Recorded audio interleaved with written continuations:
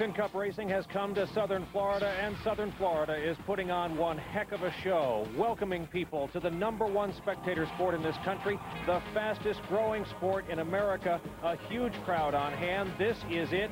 This is NASCAR. This is the first ever running of the Pennzoil 400, presented by Kmart and brought to you live today by NBC Sports. Good afternoon to you. I'm Brian Williams, NBC News. Though on loan today, the good folks at NBC asked if I would bother hosting, in effect, my own hobby, a love of this sport, and trying to convey some of the excitement that NASCAR brings to the folks here and the folks joining us across the country and around the world today on television. A big day for this sport. We very well might see the Winston Cup awarded here today to a 42-year-old from Hickory, North Carolina, Dale Jarrett, driver of the number 88 car. He has to finish 8th or higher. It will be a huge drama throughout the afternoon, along with all the other stories we need to cover all the way through the lineup of cars. NBC Sports has assembled quite a team to cover all the action today. Let's go up to the booth and Alan Bestwick. Alan. Brian, thank you. A great pleasure to be here on behalf of NBC today to bring you the inaugural race from this Homestead-Miami Speedway for the NASCAR Winston Cup Series, and the championship is the headline story. Dale Jarrett leading Bobby Labonte, potentially locking up the crown today. Joining me for the call of today's race, 6 times a Winston Cup winning car owner in 1999, Coach Joe Gibbs. Joe, Bobby Labonte, he's your driver chasing Dale Jarrett for the championship. Dale drove for you earlier in his career. Your emotions on this are what? Dale Jarrett shared with me the very first time. He said, Joe, I got in a race car. I made the first lap. I knew that's what I wanted to do with the rest of my life, was race a race car. He spent the next 25 years crisscrossing the country, taking Kelly and the kids with him, and now he stands just a few hours away from that coveted prize, the Winston Cup Championship. Bobby Labonte, on the other hand, also came from a terrific racing family. His dad is mentor, a brother a champion, but Bobby's in a different situation. He knows, yes, something big would have to happen to Dale for him to have a chance, but he also is trying to protect himself from Mark Martin just behind him. So what's at stake for these two guys? To be recognized as one of the 2 best in the world at what you do, and also millions of bucks. Lots and lots of money. Now, also joining us for the call of today's race, a winner here at Homestead in a NASCAR truck machine in March of this year, Mike Wallace. Mike, a pleasure to have you with us. One of the other major headlines of the weekend so far, Pontiacs and a dominance in qualifying. Well, definitely do, Alan, along with the racetrack. We got a 1.5 mile flat racetrack. It's a temperamental, narrow groove racetrack. The spoilers on the Pontiacs are a little bit taller. That's been the conversation in the garage area right now. There's 8 Pontiacs in the field, 6 in the top 7. We don't know if it's going to hold up under race conditions, but right now they have a little bit of advantage in qualifying. So will the Pontiacs dominate in the race? Will Dale Jarrett lock up the Winston Cup Championship today? Those are the major stories. Let's hear from Jarrett now. He's with Marty Snyder. Well, Alan, not only this year, but for many years, the 88 bunch and Dale Jarrett have worked so hard just to get to this point. And Dale Jarrett, as you sit on the cusp of your first Winston Cup Championship, describe your emotions as you get ready to strap in. Excited, a little bit anxious, a little bit nervous, too. First time at a racetrack, I think that you don't know exactly what to expect. We think we've got a good setup in the car, but you just never know. So we'll just have to work with it. But I think that we've got a car capable of finishing in the top 10, definitely. Well, just 12 days shy of his 43rd birthday. What a present the Winston Cup Championship would be. Dale Jarrett today trying to win it this afternoon. Now let's go to Dorsey Schrader. Thanks, Marty. Bobby Labonte, you currently lie second in the points championship, but man, what a fantastic season you guys have been having. Tell us about that. It's been great. You know, this year we've had a lot of fun. We've run better at racetracks that, you know, we didn't run good at last year, so we improved a lot on our season, and we've been consistent and run up front most of the races, and that makes us feel good. We're second in points. We would love to stay there. I don't think we can catch Dale unless something happens to him, but Mark's right on our tail, so we got to keep going. Well, I'll tell you one thing, folks. Bobby Labonte's going to take this championship points battle right down to the wire. Now let's go down to Mike Massaro. For the 3rd week in a row, David Green has had Hendrick power underneath the hood of his Pontiac, and this weekend it certainly paid dividends. A lap time of 1:55.759, good enough for your first career Winston Cup Series pole. David, describe the emotion of sitting on the pole for today's inaugural Pennzoil 400. Well, a lot of satisfaction, you know, for 3 years of hard work and learning the ropes in Winston Cup, now to be able to do it. And secondly, for 6 or 7 short weeks joining Tyler Jet Motorsports and 10-10-3-4-5 Pontiac team, it's been excitement 100% each and every week. Well, David Green will lead the parade this afternoon. Brian? Mike, thank you. Southern Florida ready to host a massive event today as you look at the Port of Miami. If you're a NASCAR fan, if you've ever been to a Winston Cup race, you know this is the time to make calls, gather friends and family together, and hunker down as we will do. NASCAR Winston Cup, crowning the future champion perhaps here this afternoon, is next. Most people know me as a professional golfer, but I also have several car dealerships across the country. That means I have to know something about taking care of cars, because the last thing I need is an unhappy customer. That's why I use quality Pennzoil motor oil in the service department of all my dealerships. That way I can count on a long drive for everyone. Stop. Go. Pennzoil. You know, my first racing days were pretty rough. With my wheels set so close together, I was always getting loose in the turns. Now that I'm trading paint with the big boys, wider is better. The Wide Track Grand Prix delivers precise control in the corners. No wonder it's been selected official pace car of NASCAR. There's no getting around it. Wider is... Wider is better. The Wide Track Grand Prix by Pontiac. Now you can lease the 2000 Grand Prix GT sedan for as low as $275 a month. Call for important lease details. See your local Pontiac dealer today. With the AT&T one-rate 7-cent plan, calls are just 7 cents a minute all day, every day. What about Canada? What? Canada. Yeah, same thing. With the international plan, it's 7 cents a minute always. What about all the other countries in the world? Japan, Mexico, Liechtenstein. Liechtenstein. All right. Every country has its own low rate. What about France? France. Same low rate as France. Great. I'm going to go call France, which is right near France. 7 cents to Canada and great rates around the world. Call 1-800-4-WIN-RATE to enroll.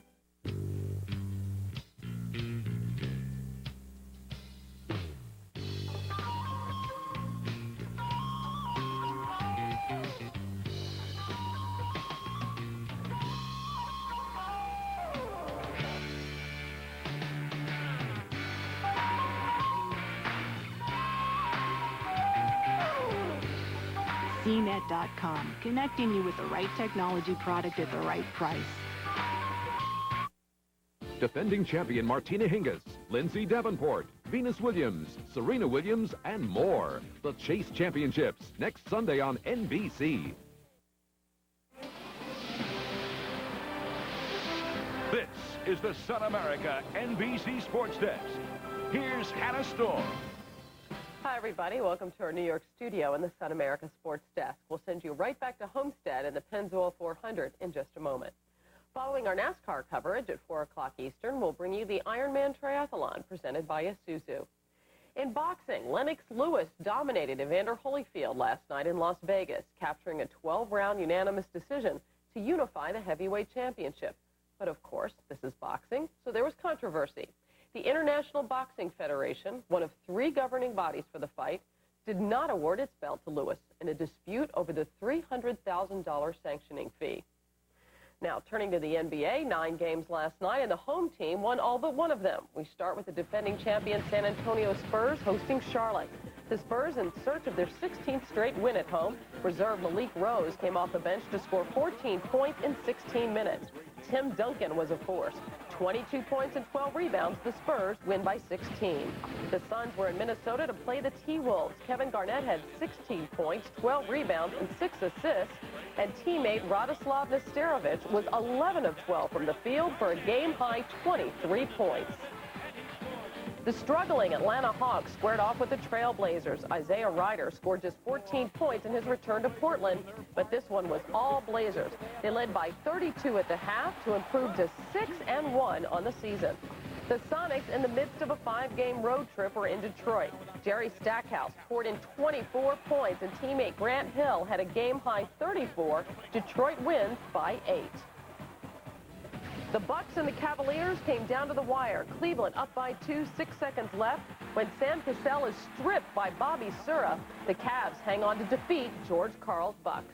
Elsewhere, the Bulls won for the first time, beating the Celtics by 1. There are no winless teams remaining.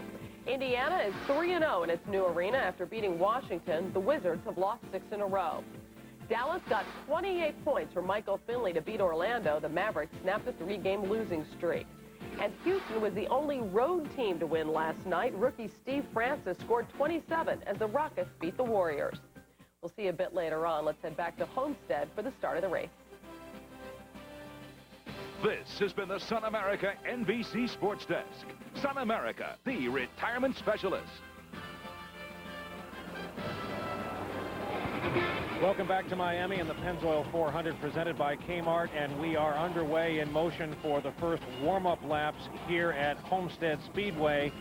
The hottest car on this track in practice, one of those dominant Pontiacs, the number 20 Home Depot machine of rookie Tony Stewart. I was just in his trailer about 45 minutes ago. This is one very relaxed young man. His crew agrees. Very rare they're going along with the belief that this is, yes, in fact, the hottest car on this track. A cocky bunch, a young bunch. They are firmly out for victory today. If Tony Stewart wins, it'll be a record for rookie victories in one Winston Cup season.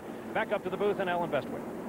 All right, Brian, thank you. While they make their parade and pace laps, let's take a look at the starting lineup for today's Pennzoil 400. On pole, David Green got his career-best Winston Cup finish last Sunday. He's got his first Winston Cup pole this weekend. He'll lead him to the green flag with John Andretti alongside. Row 2, Bobby Labonte chasing the championship, trying to overcome Dale Jarrett with young newcomer, I shouldn't say young newcomer Dave Blaney. Mid-30s for Dave out of Ohio. He moves to the Winston Cup Series full-time next year. Row 3 is Ward Burton, scheduled to start in row 3. Rick Mast, his car involved in a crash in yesterday's final practice. He'll go to the back of the grid. There's Tony Stewart inside row 4. Everybody thinks Stewart is one of the men to beat in today's race. Jeremy Mayfield alongside. Row 5, Mark Martin and Jeff Gordon, a couple of favorites anytime in Winston Cup competition. Look for them to come to the front quickly. In row 6, Mike Skinner and the point leader Dale Jarrett, trying to chase his first NASCAR Winston Cup championship today. A little deeper into the field, Joe Nemechek, winner of yesterday's race. He starts back in the 15th position. There's Joe in row 8. Ken Schrader starting back in the 18th spot alongside Jeffrey Bodine, who'll be in 17th. There's Kenny Wallace with Jerry Nadeau in row 10. Then in the 11th row, Jeff Burton, kind of a familiar theme for him in 1999. Not qualifying well, but coming up toward the front. Now, you'll notice as we look through the field, Dale Earnhardt there in row 12, a lot of cars carrying a little bit different paint scheme here this weekend at Homestead than normal. That's part of the way of teams and their sponsors showing that, hey, this race is a big deal. We do something special to commemorate it. A couple of special consumer promotions and that kind of thing driving those paint jobs. And you'll notice a number of the cars in the field looking a little bit different than you are normally used to seeing. Another car involved in a final practice crash yesterday was Kevin LePage, starting back in the 37th position. LePage also has to drop to the tail end of the field on the pace laps because of a backup car. There's Kevin, originally scheduled to start in row 19. Well, it was very tough yesterday for him, Alan.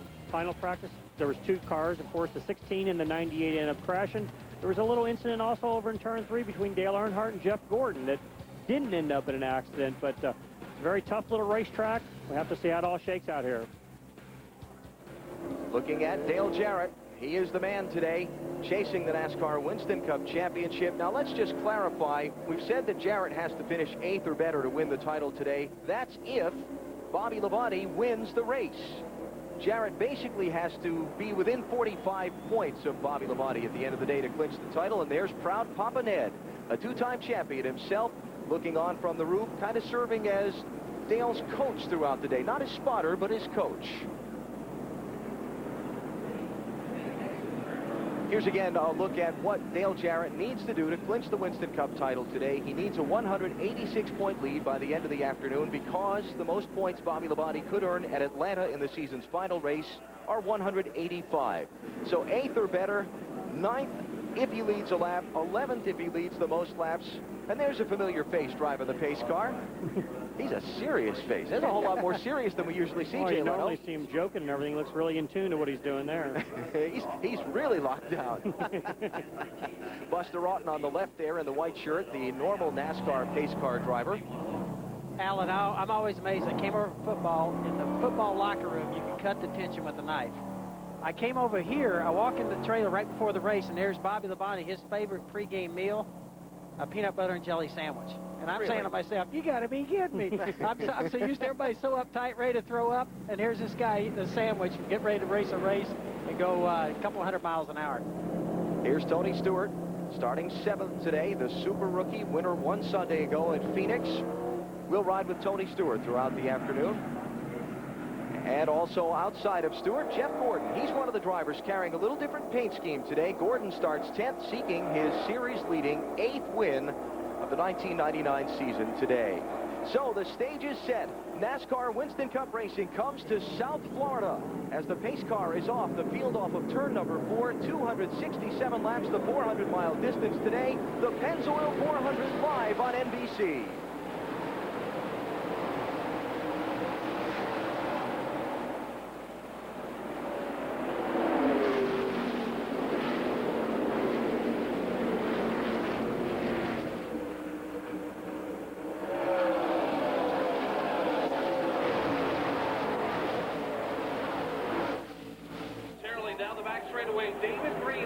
David Green leads into turn 3.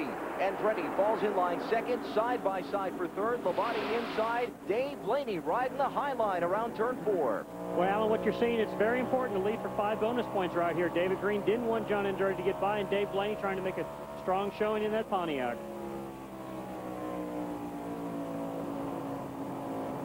What we saw yesterday, Alan, most of those cars in the Busch race, they want to get down. I talked to Bobby Labonte this morning. He said, Joe, if you're in the outside line, you can run it, but you're going to have to be a lot slower. Mike, he thinks that outside line is not the way to go. You see everybody trying to get single file. Well, it definitely is. It's early in the race here. They want to get to the bottom. It's the preferred groove on this racetrack. A little bit more abrasive, for the tires there. You can get more grip off the corner, and everybody's trying to get in line just to have a good race. Man on the move in the early going is Jeremy Mayfield. He started in 8th position. He just slipped up to the inside of Dave Blaney, picked up the 4th spot. And here's a dogfight behind them. Ricky Rudd and Mike Skinner racing for 12th and 13th. What you're going to see throughout today, Alan, there won't be much of a dogfight if a guy gets underneath him getting in the corner. The guy on the outside is going to let him go, fall in line, and then go racing. There's Dale Jarrett down to the inside. On the back straightaway, Rusty Wallace moving over, letting Mark Martin slide by. There's Jarrett racing with Ward Burton. This is for the 8th and 9th position off turn 4. What you're going to see is Dale Jarrett also trying to get to the front to get his 5 bonus points to try to work on winning that championship here today.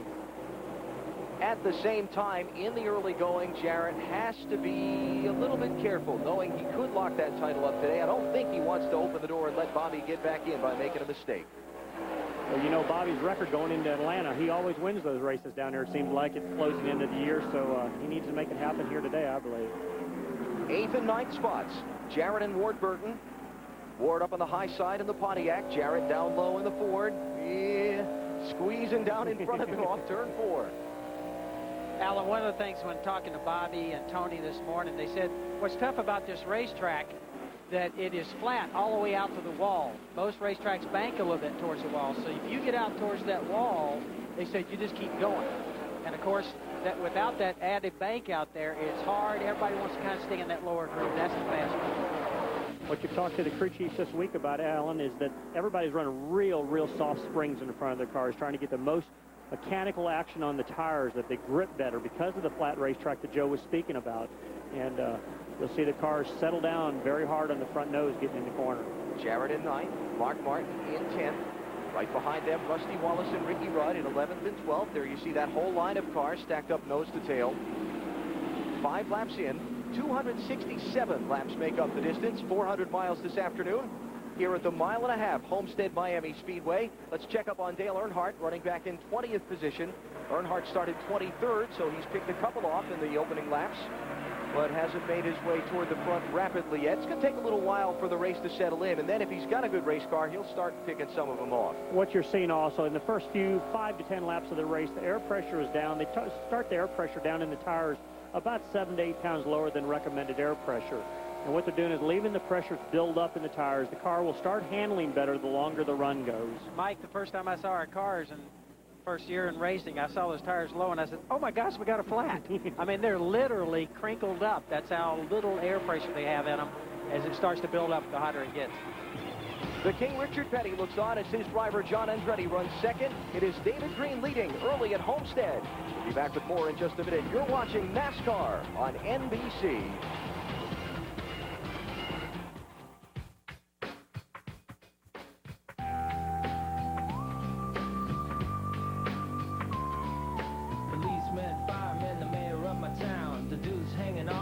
Paper truck Mr. Chang. Down at the local deli, sells me morning coffee, wishes me good luck. This is for the people in my neighborhood. They help me through the day and make me feel good. This but's for you. And you and you and you. This but's for you. And you and you and you. This but's for bus drivers, cab drivers, local gas station guys, Sal and his brother make a mean pizza pie.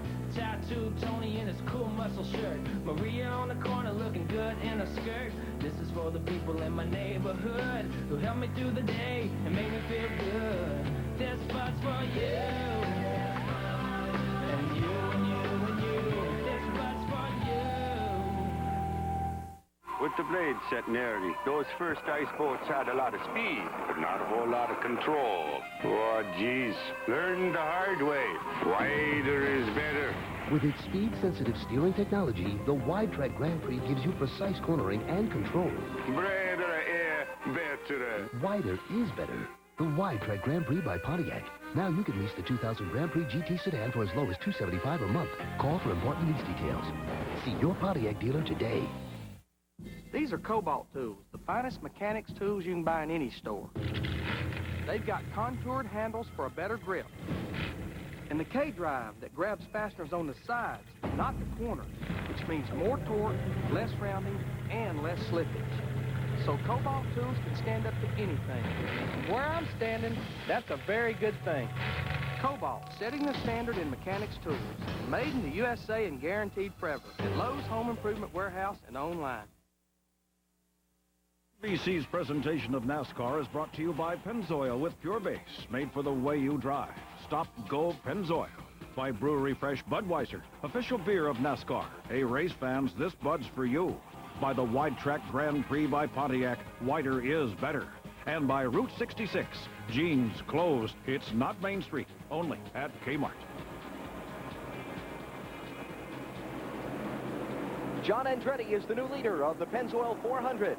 NBC comes to you live from the Homestead-Miami Speedway with the inaugural NASCAR Winston Cup Series event here. Change in the top 5 positions in pretty wholesale fashion. Andretti by David Green. It happened just a couple of laps ago in this very same spot on the racetrack. Here it is.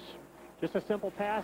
John gets to run on David there, and David kind of checks up, lets him go. As we talked earlier, there'll be no racing 2x2 getting into the corner at either end of the racetrack early in the race here. Now David washes out wide off turn 4, and both Bobby Labonte and Jeremy Mayfield slide up underneath him and go to the 2nd and 3rd positions. So Green back to 4th after leading the opening 7 laps of this event, and now it is John Andretti who heads this race early in the going. Now that guy in 2nd, he's got something he needs to accomplish here real fast. Well, Alan, you'd think that most of the cars would kind of be taking it easy here, but as Mike mentioned, 5 points for leading the race. Now, you don't get up there very often. Bobby Labonte right now saying, hey, I need 5. If there's any way, he'll push this thing to try and get at least 1 lap in where he can pick up his 5 points in the championship race. But you see, he's got a little distance to go before he can catch John Andretti and try and put a move on him. Let's go to pit road. Dorsey Schrader. But David Green was trying to work with John Andretti. John Andretti radioed in and said, I think I'm faster than you. My car's real tight in 1 and 2. If you let me by, we can work together. Well, guess what? When David moved over, his car is now tight in 1 and 2. He's suffering from letting him by. All right, Dorsey, so you see David just barely in the frame there, top of the screen. He has fallen back to 4th position. David shouldn't have fallen for that one. Yeah. All deals. That happens sometimes. Hey. Who is it that said a couple of years ago, any deal that's made on a racetrack is never going to be a good deal, because if it's proposed to you, you usually are the one who's going to lose. Well, and definitely what happened there, Alan, is John's car was tight, which would mean the front end is not turning when he's up behind him. And then what's happening, the air coming off the back of it is not getting on the front nose of it. So he was smooth enough to get David moved over, went on by, got clean air, and was able to plant the nose. This is a race for 8th position. Dave Blaney in the 93 car, about to be overtaken by his teammate, Ward Burton. Flat quarter. You heard the spotter stick in there and let Dave know where Ward was getting underneath him, let him know he's clear. Come on back down, get to the bottom of the racetrack, and go racing. You were with us yesterday in our coverage of the NASCAR Busch Series event. Blaney was one of the drivers we talked about, along with Dale Earnhardt Jr. and Matt Kenseth, moving up to the Winston Cup level for the 2000 season. They definitely are. They got some very, very strong race teams. Those two are teammates. Ward Burton and Dale Blaney are going to be teammates, or are teammates right now, and along with Matt Kenseth, going to be going to the Roush team next year. Here's Dale Jarrett riding with the point leader. Running in the 10th position, Mark Martin has just bypassed Dale Jarrett for that spot. I think one of the things about Dale, rarely makes a mistake, Alan. I think he's going to be willing to sit there today, let everybody else kind of let things shake out, make sure he protects himself. And he's going to be right there, keeping an eye right down that racetrack on that green car, Bobby Labonte. Where is he? Bobby running second, Jarrett running in 10th. So you see, as of now, 195 points between the two. So Jarrett doing what he needs to do to try and clinch the title if he can. Joe, as a car owner, you would probably be telling your driver, just we'll keep you in touch where you got to run. You don't have to win this race today. You just got to finish so many spots within what Bobby Labonte's doing. Well, some car owners be doing that, Mike. I don't I don't talk to my guys at all. They told me, you get in the corner and shut up. You're a football coach. You know nothing about this, and that's what I do. I pray. I'm not the technical owner, although some of the owners out here, Richard Childress, Robert Yates, some of those guys can do that, and I admire them for it. I didn't grow up in racing. I grew up in another sport, so I stay out of the way. Let's go down to pit road, Marty Snyder. Well, you guys talk about Dale Jarrett doing just what he needs to do. That's kind of the focus for these guys today. As we've talked about, he just needs to finish 8th, and they weren't very happy with the car at the beginning of happy hour. He said, I've got a top 10 car. But he said when he got out of the car at the very end of the race, guys, now I've got a top 8 car, and that's all they need to do this afternoon. There you go. The man with the best car in the early laps in this race is John Andretti, driving Richard Petty's Pontiac there. Andretti leading 18 of 267 laps complete, while Dale Jarrett tries to lock up the NASCAR Winston Cup title. You're watching NASCAR on NBC.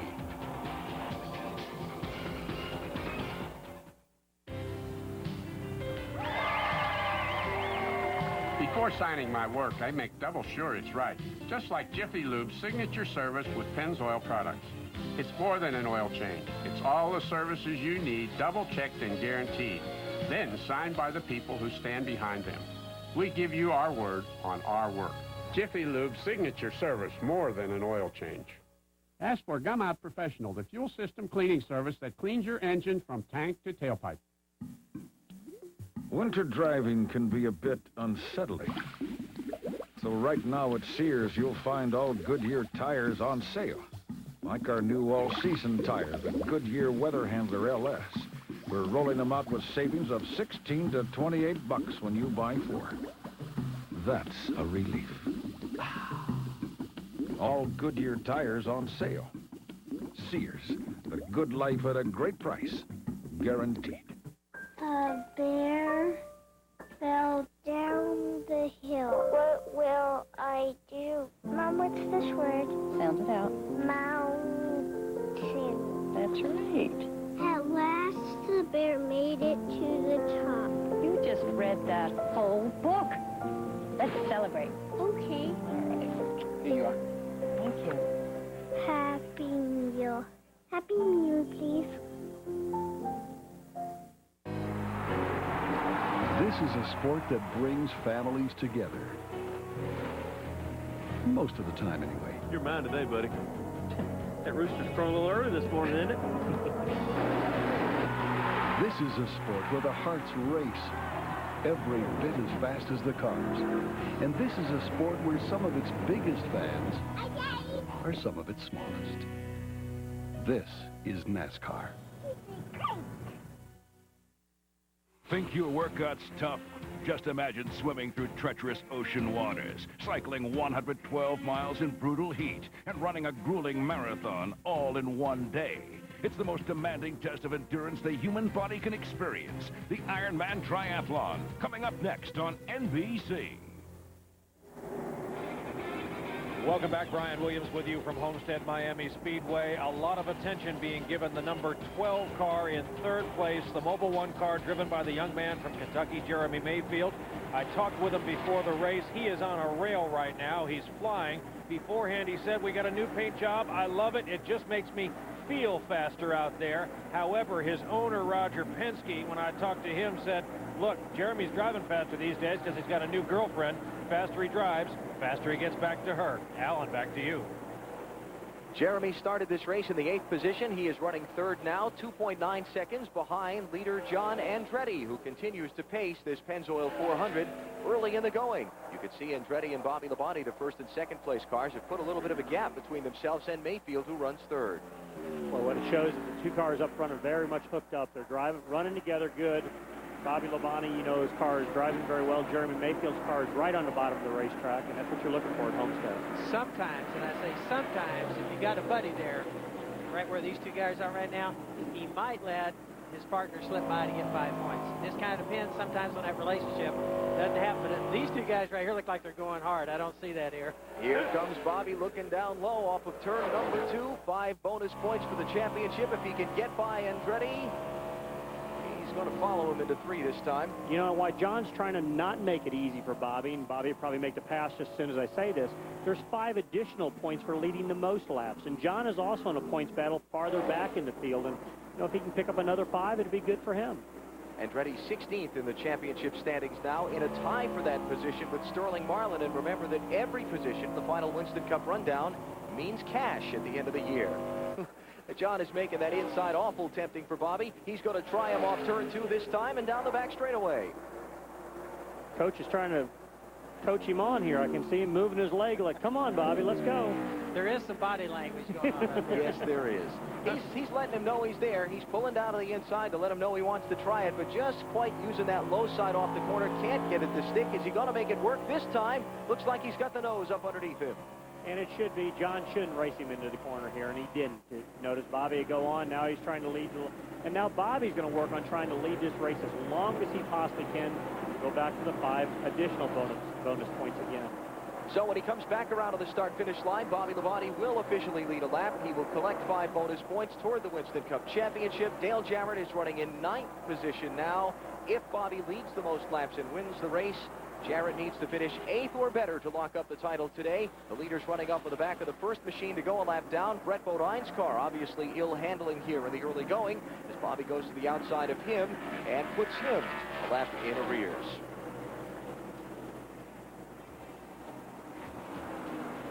Bobby Labonte's made a new friend. She is 12-year-old Cody Unser, daughter of 2-time Indy 500 champion Al Unser Jr. Cody was stricken this spring with transverse myelitis, a rare spinal cord infection, and she started her own foundation to help combat the illness. Labonte was not only the first to donate, but will serve as the honorary chair. And last weekend in Phoenix, Bobby's special guest got to say thanks in person and spread her motto among all that she met: it's not all bad. Well, I think Bobby is very conscious of a lot of charity work he does, and having kids himself, yep. Tyler, Madison, Donna there at home, I think this really touched Bobby, and I saw him kind of reach out, and I really was proud of him. He does a lot of things for the community. Bobby got to race in this year's IROC Series, the International Race of Champions, as a substitute for Al Unser Jr., who backed out when Cody was befallen with her illness, and it was the money that Bobby won for Al in his place in that IROC Series that he used to start the donation process to Cody's foundation. So Bobby Labonte, top of the stack here, 3rd leader of this race. There you see some of the numbers on Bobby in 1999. Coach, pretty darned impressive. I'd say the difference this year over our past years for our race team, we had a tough time with short tracks. This kind of track right here. And now the big turnaround is we run extremely well on these tracks, which puts us all the way across the board, and Bobby's been strong in each and every week. And I can remember the very first time we got on the pole in Las Vegas, I said, we've arrived. A flat racetrack. For us to do anything, that means we've arrived. Marty Snyder has more on the leader down on pit road. Well, it should be no surprise, and it's no surprise to these guys, or probably Coach up in the booth, that Bobby's running well. They knew they would be good on the long runs. They were a little worried about the short runs this morning. This is the 3rd week in a row that Bobby has changed an engine on Sunday morning. They've been having some engine problems, but so far it's been pretty good for him. He finished 3rd last week at Phoenix, and they've been running well. They know they are going to be good on these long runs, and they know also that their teammate Tony Stewart is going to be excellent on the long runs. Now let's go to Mike Massaro. Thank you, Marty. Very similar down here with the John Andretti crew. They are preaching patience right now. They're anticipating a very long green flag run and don't want to push it to the limits too soon. Talked with some of the members. They seem to think that the 43 car may be a little bit better than the 18 in the corners. However, on the straightaways, they say the 18 is just killing it. Alan? Bobby Labonte and John Andretti, the top 2 drivers here. You see Andretti so far this season. We talked about that tight point race he was in. You saw he was needing to gain a few more points in this race to try and move up into the 15th and 14th positions. 31 laps into the Pennzoil 400. At the Homestead-Miami Speedway, Bobby Labonte's your race leader. You're watching NASCAR on NBC. Tonight, in the blink of an eye. On the left! Everything can change. And in the wake of a tragedy... Are you okay? Everybody saw him do it! Two partners finally come together. An all-new Third Watch, NBC tonight at 8, 7 Central. Hey, Kay, you ever had that I want to run away fantasy? Sure, Scott, but it's about impossible to make come true. Not really, darling. On a Harley, you can take a trip and never leave the farm. Yeah, you got that right. Available at Southside and Hampton Roads Harley-Davidson. Free! 100% approved layaway means no interest charges, no service charges, and no storage fees. $20 down and pay only $10 a week. Free layaway until income tax refund. Living rooms from $168. Bedroom suites from $148. 5-piece dinette from $148. Bunk beds, $88. Mattress sets from $18, 20 each piece. Nationwide Warehouse. 2 locations in Norfolk, East Virginia Beach Boulevard, and Wavy Road. Nationwide Warehouse. Nationwide Warehouse. It's S&K's double play sale, and here's the pitch. If you plan to spend $200 on a suit and you rush over to a department store, you probably won't get to first base. But if you come on over to S&K, right now you can score not 1 but 2 great-looking suits for under $200. Button for button, stitch for stitch. These are department store quality suits, 2 for under $200. So play with the winners. Come to S&K and save, because if you go to the department store, you're going to strike out. Lynn Haven, Janus, Greenbrier, Hilltop, Chesapeake, Pembroke, Patrick Henry, and Coliseum. You know, Scott, there's something about a fellow Harley rider that seems so familiar and so comfortable. I know, Kay. All my best friends are Harley riders. Oh, so if you want a new best friend, you either get a dog or get a Harley, right? Available at Southside and Hampton Roads Harley-Davidson. How to raise successful kids, Tuesday at 5 p.m.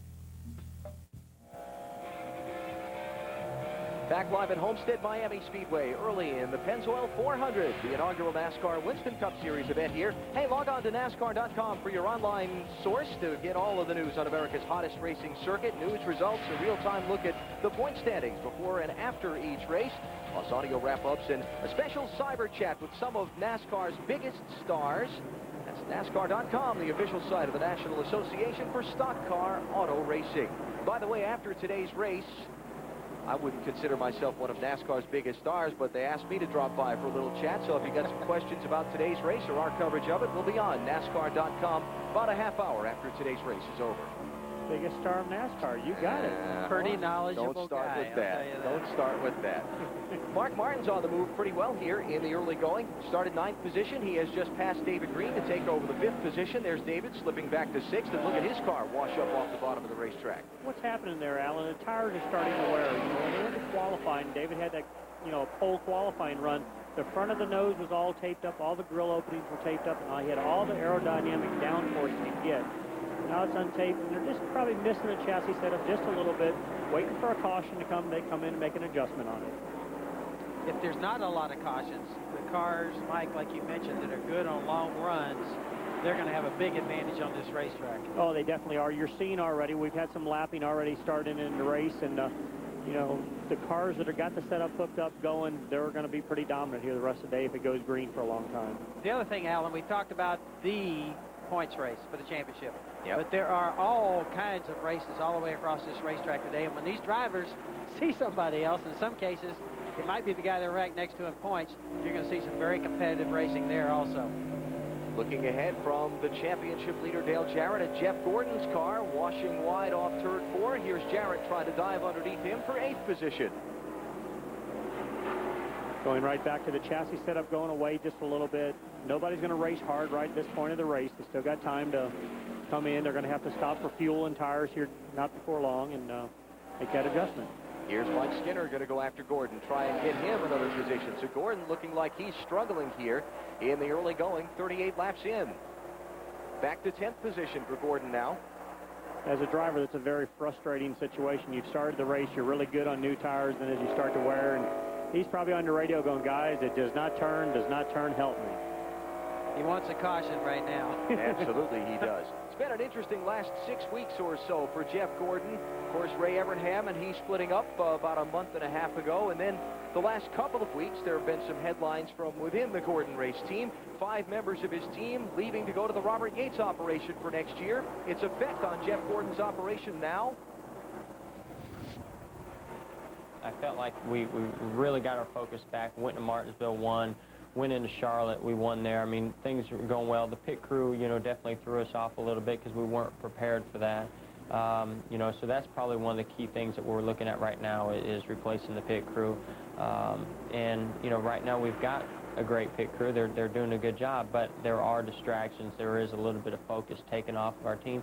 And any time in Winston Cup racing that you have that, you know, you're going to be at a little bit of a disadvantage. So we've got to be able to put those things out of our mind, go out there, do our jobs, and you know, work like the team that we've always been.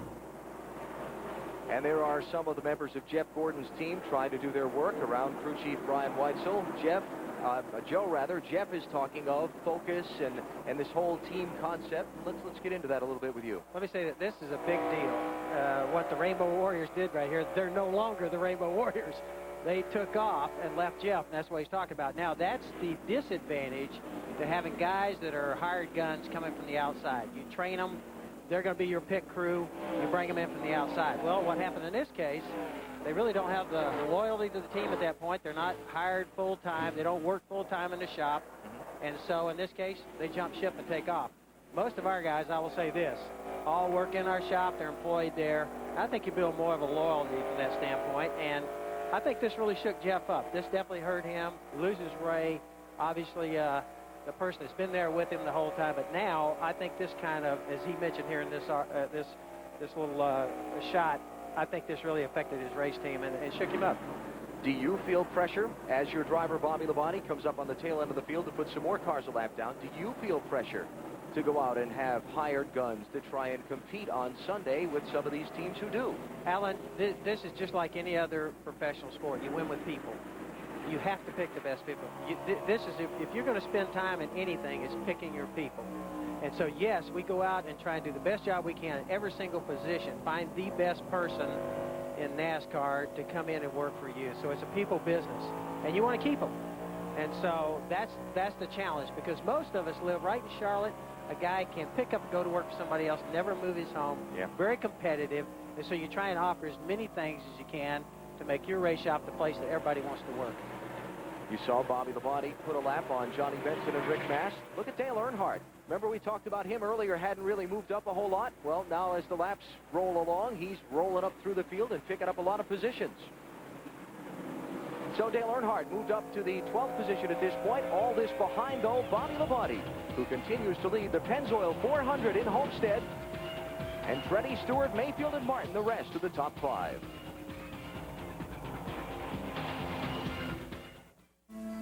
Daddy, Yeah, sweetie? can the monsters get me? Not a chance. When you've got ADT, you've got the power of advanced home monitoring technology. Good morning, this is The power of experienced professionals helping to keep you safe. Okay. Calling the fire department right From burglary, fire, flooding, carbon monoxide, even the occasional monster. Call now and get ADT's sophisticated burglary system installed for as little as $99. Plus, get any one of these additional monitoring devices installed free. And thank you for choosing ADT. ADT helps protect more homes and families than any other security company in America. Call now and get the ADT burglary system installed for as little as $99, plus a free additional monitoring device. Sleep tight. Get the power of ADT. Come on, girl, it's time to shake things up. Get a good groove, get out of what's around. Talking woman to woman, friend to friend, we've come a mighty long way. Let's do it again, chasing for the better. Just like we knew we could, doing it together. And it sure feels good. Change, change, change, yeah, for the better. Light, heat, and time are all enemies of beer. We can protect the beer from light with a brown bottle, and protect beer from heat by ensuring that we keep it in a temperature-controlled environment. We then make sure that the consumer enjoys that beer as soon as possible. We are the only major domestic brewer that uses a born-on dating system to ensure that our customers get the absolute best, most cared for, most perfect beer they can buy.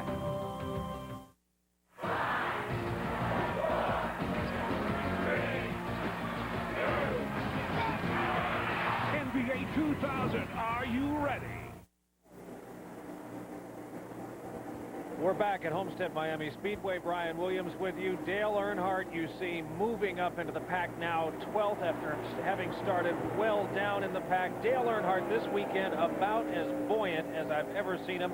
Had a long talk with him yesterday. Okay, so he doesn't like the fact that the Pontiacs are rumored to have better downforce and do better on this track. He said, quote, "I'll show you downforce," and so far he is. He and owner Richard Childress really believe and insist up and down and all over. They've got a package ready for next year. They keep saying to all who will listen, look out for the number 3 machine. Alan, back up to you. Brian, no question, Dale Earnhardt has had the best season this season he's had in a little while. Picked up 3 wins, and you know, for Earnhardt it had been kind of a slump, if you will, over the last few seasons. But they do seem to have their whole operation coming back around, and Earnhardt is very emphatic that he is going to give Jarrett and Labonte and Gordon and the rest a run for that 8th Winston Cup Championship in the 2000 season. He has just moved up and around Ricky Rudd. He has moved up and around David Green, and Rudd is trying to go with him as they go into 3. I can tell you this, every driver out there respects this guy, Dale Earnhardt. I remember the very first time that Bobby popped Dale a little bit from behind. Bobby came on the headset and heard him say, "You tell him I didn't mean that. You tell him I didn't mean that." They got respect. Hey, this guy, believe me, when you see that black 3 behind you, watch out. They pull over. And, you know, we laugh about that, but that's part of racing, Mike, is if you hit somebody, knowing whether or not that person's makeup is to come and hit you back. Well, you know, Dale, over the years, has always been a very aggressive driver, and he earned the name Intimidator by that. He'll go up there and rub on you, boot on you just a little bit. No big deal, but you got to respect him for it. I'd say this, too, though. When he's raced, this guy races for championships. You don't wreck when you're racing for championships. Speaking of champions, here's Terry Labonte, the 96 and 84 Winston Cup title holder, who has not made a whole lot of progress toward the front, but that streak, look at that number on the left. Consecutive starts for Terry Labonte. He has just been an Iron Man. It's all, if you figure, an average of 30 to 32 races a year for most of that time. He's been doing this a long time and never missed a beat. And Bobby, his brother, racing for us, has broke his scapula twice. It has been out in the 4 years that he's raced for us. So this is kind of an amazing stat right here. Unfortunately for Terry, he is not making his way up through the field as he would like to have today. He's mired back in 31st position after starting in 35th. So Terry not moving toward the front, which is a surprise because he seemed to have a pretty good car in yesterday's final practice. Bobby Labonte is your race leader, coming up on what should be green flag pit stops here in the next 15 laps or so. We're at 52 now. Expect a lot of the leaders on pit road around lap number 65. We'll take a break and come back with more in just a minute. You're watching NASCAR on NBC. This is the story of the undecked halls. She stood in a room with no Christmas cheer. But suddenly one day, we're here! The family of elves had been to Big K. Gotcha. Right. To bring in this merry holiday. Trees and bows and icicle lights. Wreaths and candles and ornaments bright. It was all so beautiful. Oh. Just one thing they missed. Now hurry back to Big K and pick up some gifts. We will never, ever smoke up this house again. We are quitting with the patch. Nicoderm CQ. With the steps. There's a lot to be said for steps. Nicoderm CQ has 3 steps, so you can step down your dose gradually, the way doctors and pharmacists prefer. Was this a great idea or what?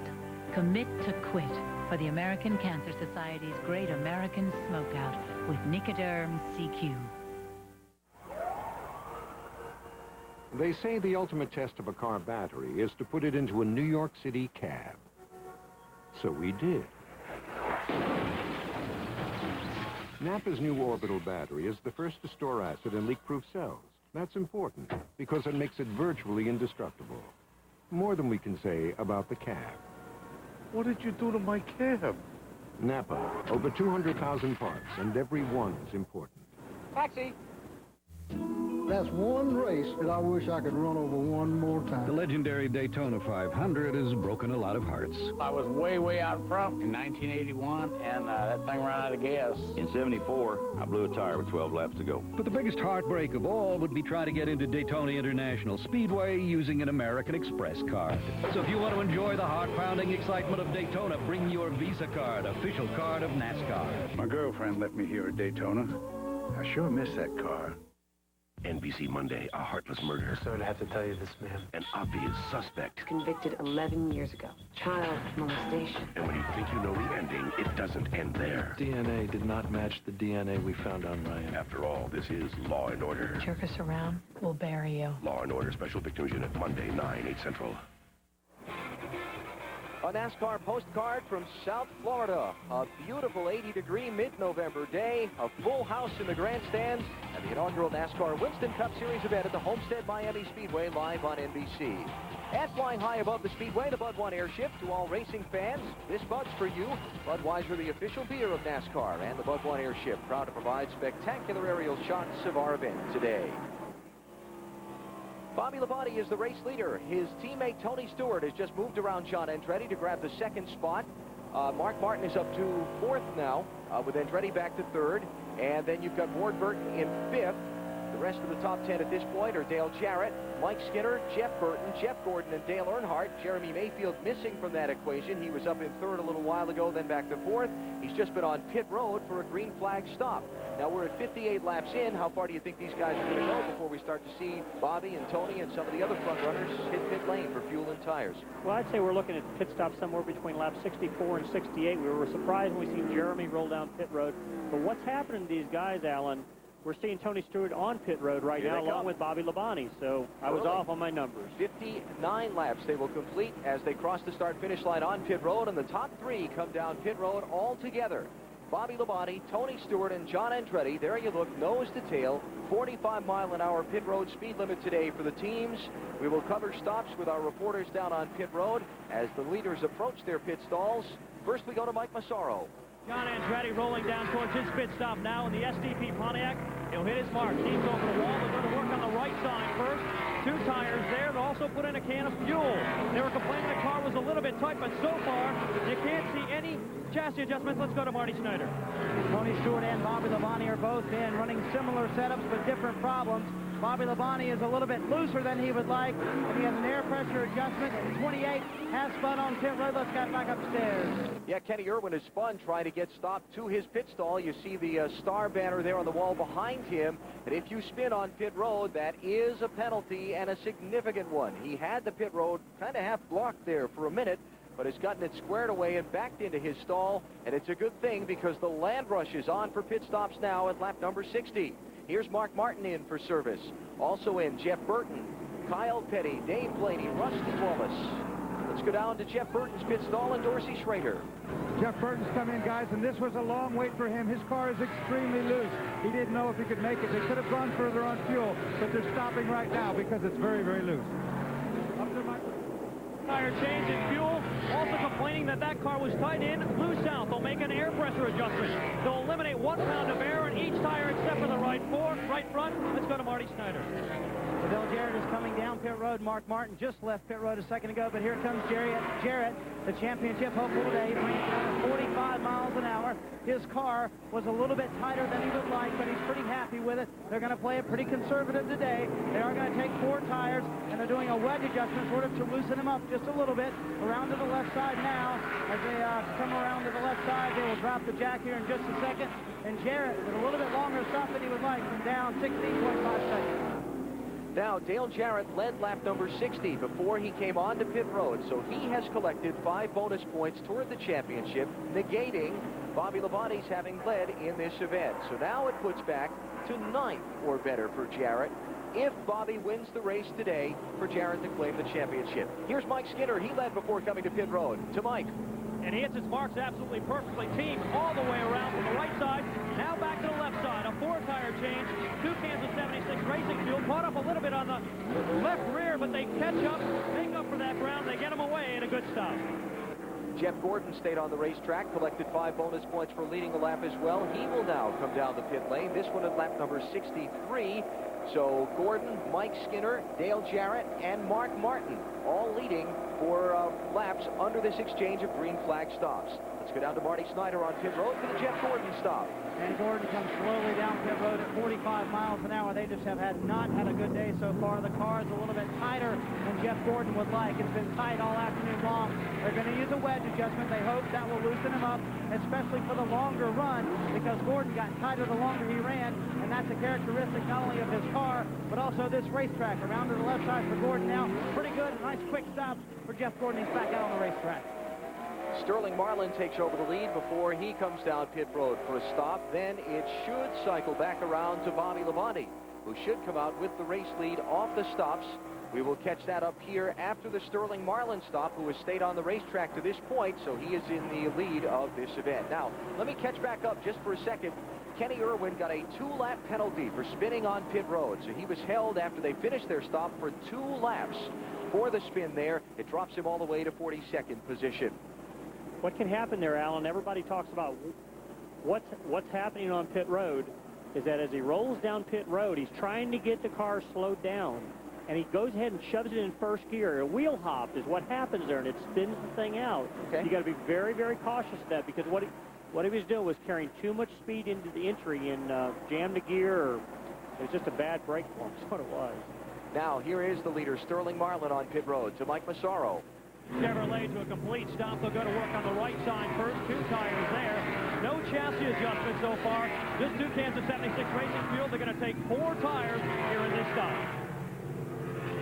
So Marlin's visit to pit road will complete the cycle of stops. Hey, that's a good stop. 16.5. Take that every time if you can get it. Alan, one of the things about these pit stops show you how far we've gone. We have a workout room in our complex, all the weights. We have a personal trainer that comes in 3 nights a week that trains our guys that do these pit stops. They're paid a bonus on all this, on how well their stops go. If in our case, if we get a 15, I pay them so much. 16, I pay them so much. 17, we break even. 18, they pay me. Really? And so that's the way it works. This is a very important part of our race team. Bobby Labonte comes off pit road with the lead after the cycle of stops. He had it before he cut down pit road for the visit there. Let's go back to Dorsey Schrader, who has a little more information for us. Well, you want to wonder what happened to David Green's lead. Take a look at this. This is the right front tire off his car. It was very, very tight. These are the cords, guys. This was very close to blowing out. David Green needed this pit stop. They've made adjustments in air pressure and track bar, and they're back out again. Wow. Alan, what you're seeing there, what that's caused by is too much camber in the right front wheel. They get to gain a lot of camber, sticks the front end better, but wears the tires terribly. Our Pennzoil Stop and Go pit summary. You see Bobby Labonte in first, out first. Tony Stewart in second, out third. And Ward Burton, probably, I don't want to say the big loser, but he gave up the most on that pit stop sequence. Came in 5th and has come out in 8th position. So we've just completed 67 laps of our Pennzoil 400. 100 miles into the event, it is Bobby Labonte leading. Dale Jarrett is in 8th position right now. You're watching NASCAR on NBC.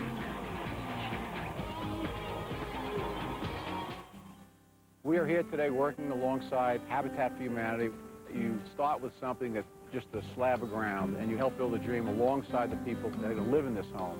I came out to help build a house for Habitat for Humanity. And I came out to see Tony Stewart. We have NASCAR involved, we have Joe Gibbs involved, we have Tony Stewart involved. We got some cheap manual labor here. There's something about a home that preserves memories for you. This is going to be my own room. It didn't scare you living in a house with Tony Stewart driving nails? No.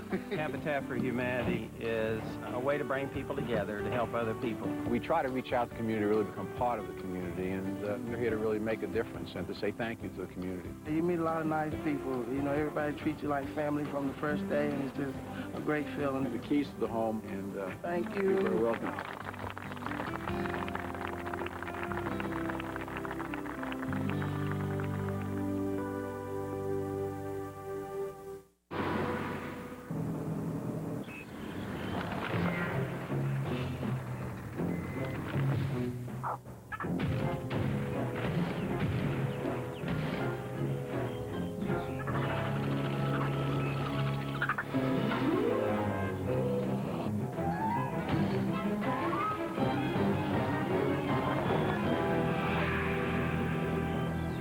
That's them.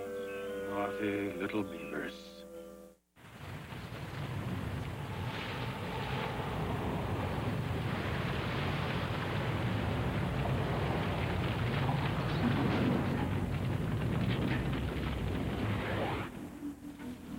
Introducing the all-new Chevy Monte Carlo. Green. The side you show the world is up to you. People wonder, am I a point guard or a shooting guard? Jerry West, was he a point guard or a shooting guard? Clyde Frazier, point guard or shooting guard? Mike, point or two guard? I don't know either, but they were champions.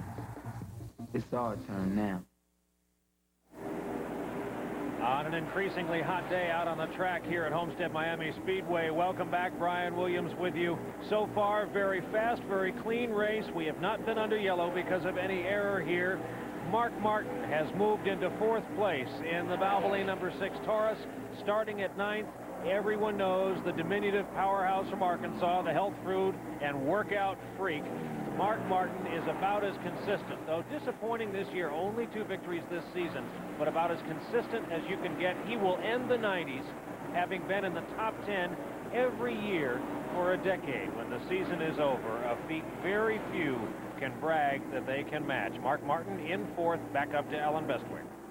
Brian, thank you. With Joe Gibbs and Mike Wallace, we are pretty early in this event, just past the 1/4 point. 73 of 267 laps complete. And in the upper left of your screen, you see the rundown of the field after the green flag pit stops. Mark Martin there in 4th, behind Bobby Labonte, John Andretti, and Tony Stewart. Some of the rest of the top 10. There's Dale Jarrett in the 8th position now, doing what he needs to do to try and walk away from this afternoon's race with the 1999 NASCAR Winston Cup Championship trophy in his possession. Bobby Labonte has led the most laps to this point in the event, but Dale has led a lap and is running 9th or better, which is what he will have to do in order to win the title. Mark Martin, kind of the forgotten man in the championship chase for the last month or so. He is 3rd in the standings now, and he is some 314 points behind the leader, Dale Jarrett. It's been an interesting season for Mark, known as one of the more intense competitors in NASCAR. Away from the racetrack, though, he's pretty generous with his free time and gives much back to his community. Mark's seen here in a visit to the Speediatrics Child Pediatric Care Unit at the Halifax Hospital in Daytona Beach, Florida, helping critically ill and injured children to be cared for near their homes and families. Mark Martin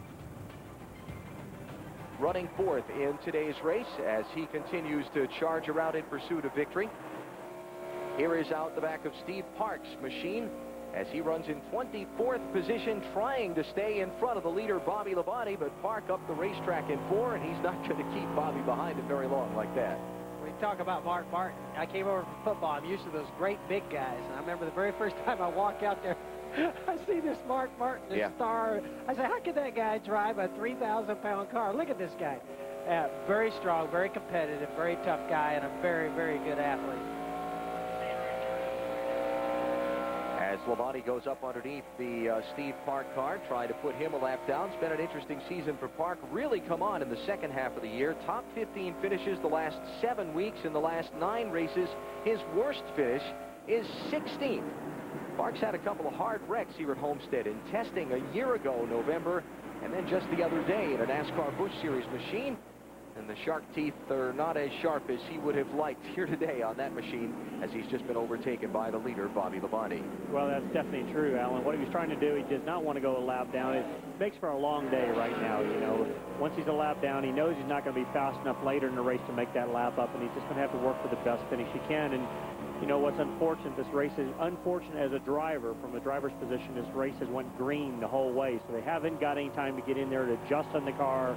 And when you got cars like Bobby Labonte up front leading, who's hooked up, set up, running very well today, he'll put the whole, you know, a lot of the field down a lap quick. Dale Jarrett, though, doing what he needs to do to try and clinch the title. You see he's only he's got a 193-point pad, rather, on Bobby today. He needs a lead of 186 at the end of the afternoon in order to take home the trophy. This would be a race for the 12th and 13th positions.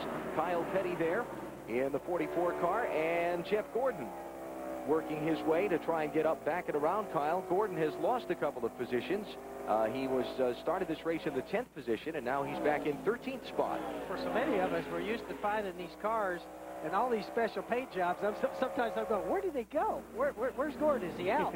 There he is, but it's a different looking car. I have a tough time picking him up. You look at that out on the racetrack, it's fairly easy to confuse it with Ricky Rudd's car. Gordon's team, one of a handful, carrying a paint scheme to promote a new NASCAR-themed cartoon show that's going to be hitting television next fall. So that is why the different paint scheme there for Gordon and company today here. And your car, Joe, with Bobby as well, carrying a little bit of a different paint scheme.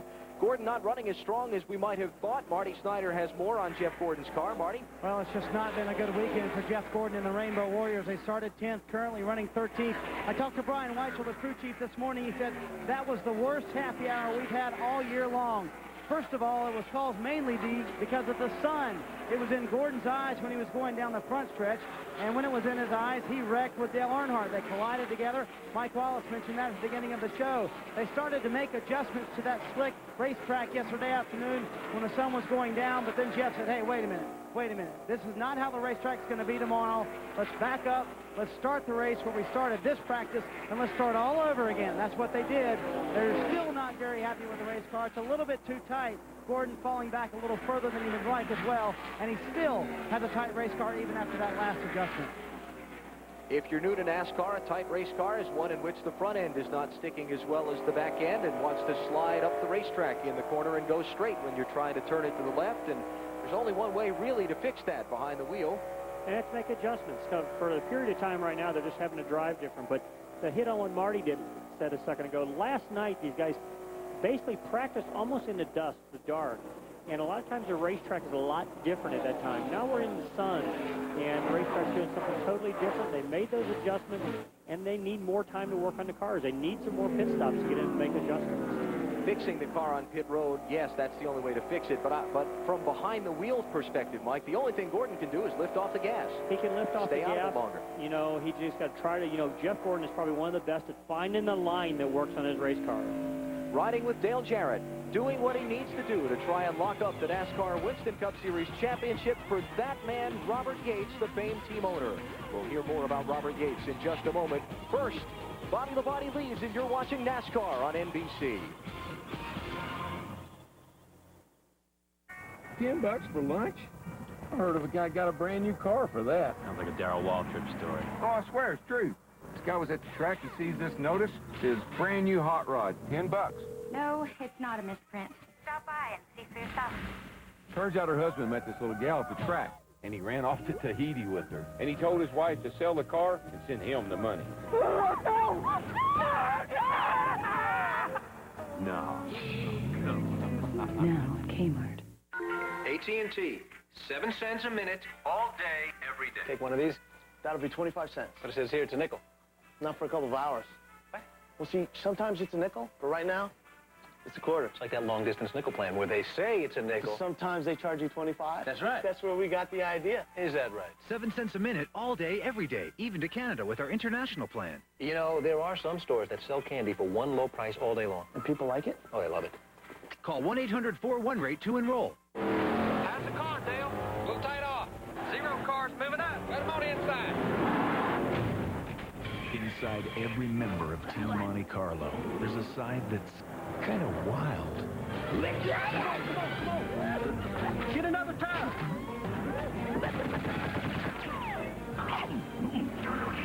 Team Monte Carlo. Animal. Pardon me. This year, they're hungrier than ever. Hey, Jeff. Now, listen, I got it right here, buddy. It's icy cold and tasting great. Now, come on, Jeff, you tell me. Is there anybody in this world who deserves this here Pepsi more than you? Hi, Jeff. See you later, Jeff. Now, that's what I call motivation. I don't know where she came from. Don't worry, Jeff. There's always Daytona. Monday, 8, 7 Central. All new World's Most Amazing Videos is back. Ordinary people cheating death. World's Most Amazing Videos. NBC Monday, 8, 7 Central. Brian Williams back with you. The banner above Homestead-Miami Speedway says it all today. That's Ned Jarrett on the bottom, the former champ himself, and now his son, Dale Jarrett, who today could leave this track with the Winston Cup. There's been a lot of attention, of course, about the driver, the number 88 machine, Dale Jarrett, but what about the owner, Robert Yates? He's had 7 different drivers on his teams. Jarrett is special. Now, Yates is a guy who's happiest when his hands are on an engine block, but he'll take these victories, too. He's always had that special gift of making a body of metal and fuels combust into raw speed. For 3 decades, Robert Yates has hovered over his precious propellants. These are not just motors, they are some of the most requested engines in NASCAR. But his latest creation may finally bring the greatest joy. The race car that he owns is the fast car that is just laps away from a championship. You get a fast car. I want a ticket to anywhere. Maybe we make a deal. Maybe together we can get somewhere. Any place is better. Starting from zero, got nothing to lose. Maybe we'll make something. Me, myself, I got nothing to prove. Yates had his first major test of success as the engine builder for Bobby Allison's 1983 championship season. But it would be as car owner and mentor to Bobby's son, Davey Allison, that brought Yates back into victory lane. Highly unlikely wins came Davey's way during his 1987 rookie season. By 92, Yates and Allison were Daytona 500 champions and headed to the final race in Atlanta in the points lead. A late race crash dashed their high hopes, but the greatest tragedy was yet to follow. July 1993, in between races, Allison piloted his new helicopter over to see a fellow competitor test at Talladega Superspeedway. Davey Allison lost control and died in the hospital 1 day later. A stunned Yates watched bedside as a young man who had become like a son left this earth much too soon. When we walked into that hospital, I just wish that the whole world could have seen the expression on his face, knowing, that Davey had been hurt and knowing that he was there trying to do everything he could to make it better, but in a situation like that, he couldn't make it better. Yates carried on into the 1994 season. Former Daytona 500 winner Ernie Irvan was now wearing the black and red colors, and it was no surprise that they were again headed down a championship contending path. But during an August morning practice session at Michigan Speedway, Irvan crashed just 1 lap shy of his scheduled run. He was given a 10% chance of living. Miraculously, Irvan won the fight for his life and came back to race and win. But it was a large price to pay for victory. With Ernie, we thought the worst. We actually thought he didn't make it. You have a lot of responsibility, whether you're an engine guy or a chassis guy. You have great responsibility to not do things too risky. You have a lot of responsibility. And when someone gets hurt, even if you've done everything just right, still, it weighs real heavy on you. Yates debuted the new number 88 team in 1996. The new combination of Dale Jarrett and crew chief Todd Parrott served up an upset at the Daytona 500. Determined to prove they were not a fluke, this collection has grown and matured. They win races. They're poised to win the biggest prize, all under the guidance of a man who has never forgotten where he came from. Robert's father was the same way. Robert's father was a Baptist minister for 55 years. And he raised 9 children on $25 a week. I think you just watch his expressions and the way he talks to people, the way he treats people, and he'd give you the shirt off his own back if it was only shirt. He has a heart of gold, and if he tells you he's going to do something, you can bank on that. And he always has everybody else's best interest at heart. You got a fast car. Fast enough so you can fly away. You gotta make a decision. Leave tonight or live and die this way.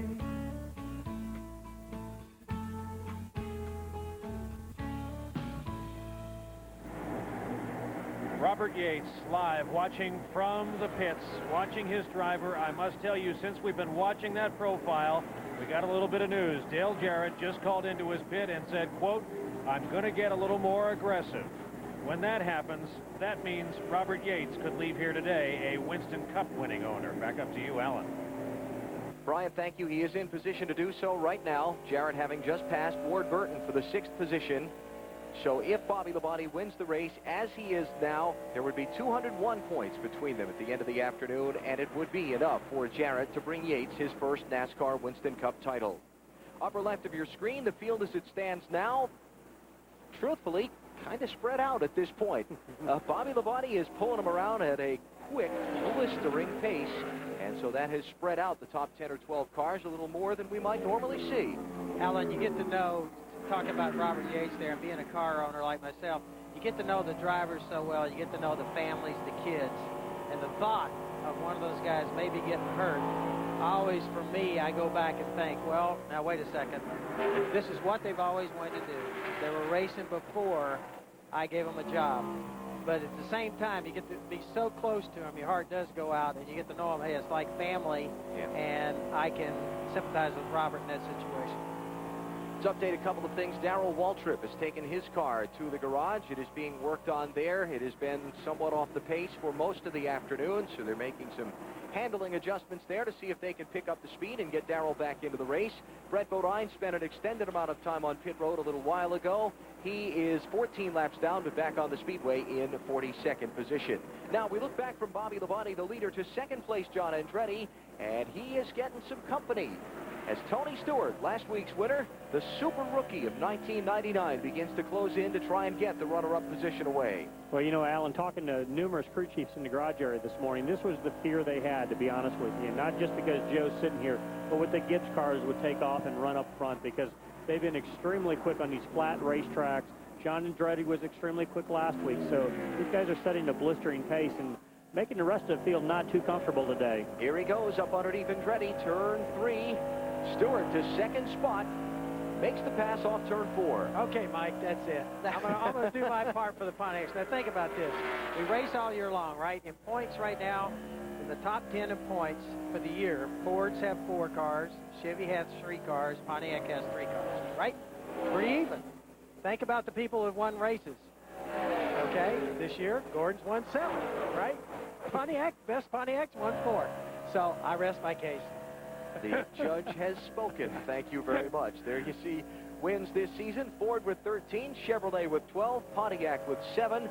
But it is Pontiac 1, 2, and 3 right now over a trio of Fords who run 4, 5, and 6 in this race. Bobby Labonte is your leader. 99 laps complete, about to hit 150 miles of today's race. You're watching NASCAR on NBC.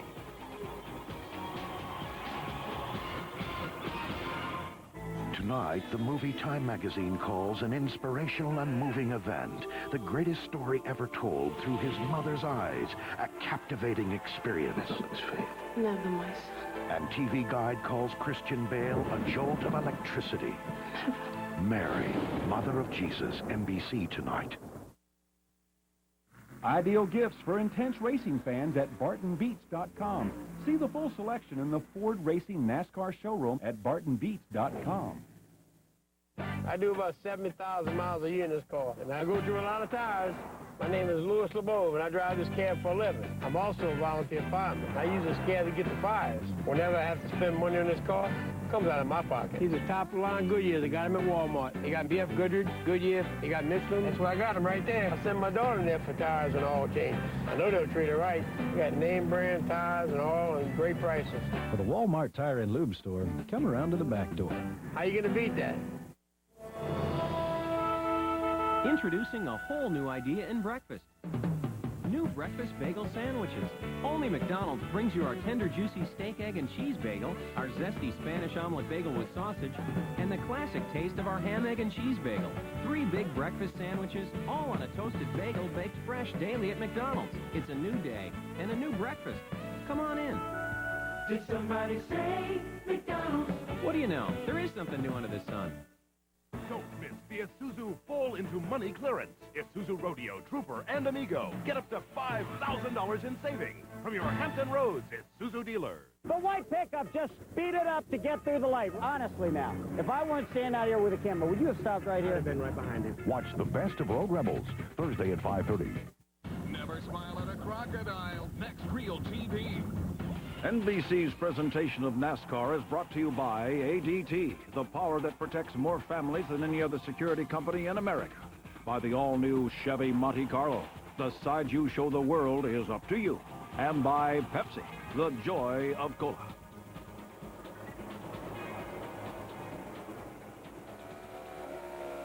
Log on to MSNBCSports.com and check out the chase for this season's NASCAR Championship. Vote on whether you think Dale Jarrett will emerge with his first Winston Cup title. Plus, read about his close relationship with his famous racing father, Ned, a two-time NASCAR champion. It's all at MSNBCSports.com, the official website of NBC Sports. Just past the 150-mile mark of today's Pennzoil 400 for the NASCAR Winston Cup Series here at the Homestead-Miami Speedway. Bobby Labonte is your leader. As you can see, we've swapped the lead around several times, but no caution flags in this one. And all 43 of the cars who started the event are still running. Darrell Waltrip behind the wall a short while ago has brought his Ford back out onto the speedway, so everybody that started is still going after it. Looking back at a race for the 8th and 9th positions, Mike Skinner and Jeff Burton are the two cars involved. We ride with Jeff Burton here as he tries to get that spot away from Mike Skinner, who slides a little bit wide up in the corner. Well, you know, they're on a tire run now. They're halfway through the tire run or gas stop, if you want to say it that way. The car is going to start pushing a little bit, sliding around, things of that nature. As you've seen, when they put tires on, they were right around the bottom of the racetrack. Now they're starting to use the racetrack up. Alan, I think Jeff Burton was second fast last night in happy hour, too. So this is a good car, and it's no surprise we see him making a charge from the back here. It's up to 9th. Jeff started in 21st position. It's been a terrific season for Jeff. There you see 6 wins in 1999. The problem for Jeff this season have been 6 finishes in the 30s due to problems of one sort or another, and those problems have left him 6th in the NASCAR Winston Cup Championship standings instead of farther up contending for the title, as you would have thought with those 6 victories. Well, that's been the amazing thing about Jarrett. So consistent, not making mistakes, and just week in and week out, that's what you got to do to win a championship. But from a driver's side, if you're going to have those 30th place finishes, those 6 wins didn't hurt at all. No, he doesn't. He's made a lot of money, too. Yeah. Focusing up ahead on Mike Skinner, the man who is racing with Jeff Burton for that 8th position. His crew chief, Larry McReynolds, is down on pit road now. Let's get their thoughts. Mike Massaro. And Alan, of course, Mike Skinner also battling with Ward Burton in the points. Ward 9th. And, of course, Mike Skinner, 10th in points. They're battling on the racetrack right now. But Mike Skinner appears to be having some handling problems. Let's get a word with Larry McReynolds, the crew chief there, and find out what's happening with that car, Larry. Well, I obviously couldn't hear what you said, but, you know, I mean, we're pretty proud of the way we're running. I mean, if you look at the rundown right now, Chevrolet's in pretty big trouble. I think we're the top running Chevrolet right now, but we've had a good week here. Got a lot of practice and tried a lot of things on Thursday and applied some things this morning, and looks like it's got the looks of a long green flag run, so I'm sure pit strategy, fuel mileage is going to have a little bit to do with it. We'll just keep tweaking on it. Right now, he's just saying biggest thing is he loses the nose behind another car, but just keep going here and see what happens. Well, like Larry said, we're in the midst of a very long green flag run. Back to you guys.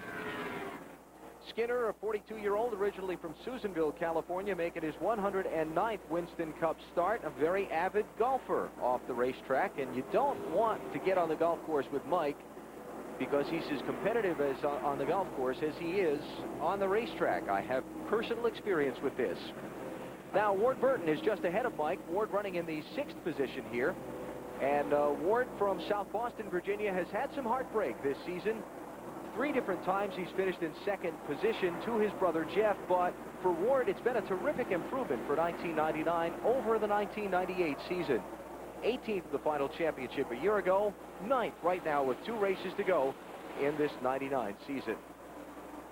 Now, yesterday here at Homestead, if you weren't with us, this was the setting now on a final restart with 4 laps to go. Ward Burton is the leader, first car in line. Joe Nemechek is behind him, and Ward jumped the restart as the final leader. It was an unfortunate circumstance for Ward. He just got a little too anxious, it looks like, or at least that's what it shows on video here, that NASCAR has a line across the racetrack, and you cannot accelerate until you get to that point, and they thought he jumped it a little early, and unfortunately lost him a race. Don't know if he would have won it, but he would have surely finished 2nd. Alan, we saw Larry McReynolds, one of the crew chiefs there, and I really get a kick out of this. I compare them to coaches in football, and we saw him there. Hey, Larry McReynolds is doing commercials, TV commercials. He's become a very high-paid specialist, and these guys are like coaches over here in Winston Cup. They're the guys that run the show. They're the technical person. They deserve a lot of money. They're getting it. And actually, guys like Jimmy Makar, Larry McReynolds, and Ray Abraham are becoming stars. Jeremy Mayfield has just been on pit road for a green flag stop. Unfortunately, he was speeding when he left. There is Mayfield. So he is going to have to come back down pit road for a stop-and-go penalty here, and that's going to cost him an awful lot of time. There's the black flag for Mayfield for the penalty. That's very crucial, Alan. What do you mean by speeding down pit road? The drivers establish a pit road speed during the pace laps. They don't have a speedometer in the car, but they put the car in whether it's first gear or second gear, and they look at their tach, their RPMs. And somewhere along the line, Jeremy must have cheated pit road just a little bit. Talk about this pit road here for a minute, Mike, at Homestead, because it's a little bit different than most speedways.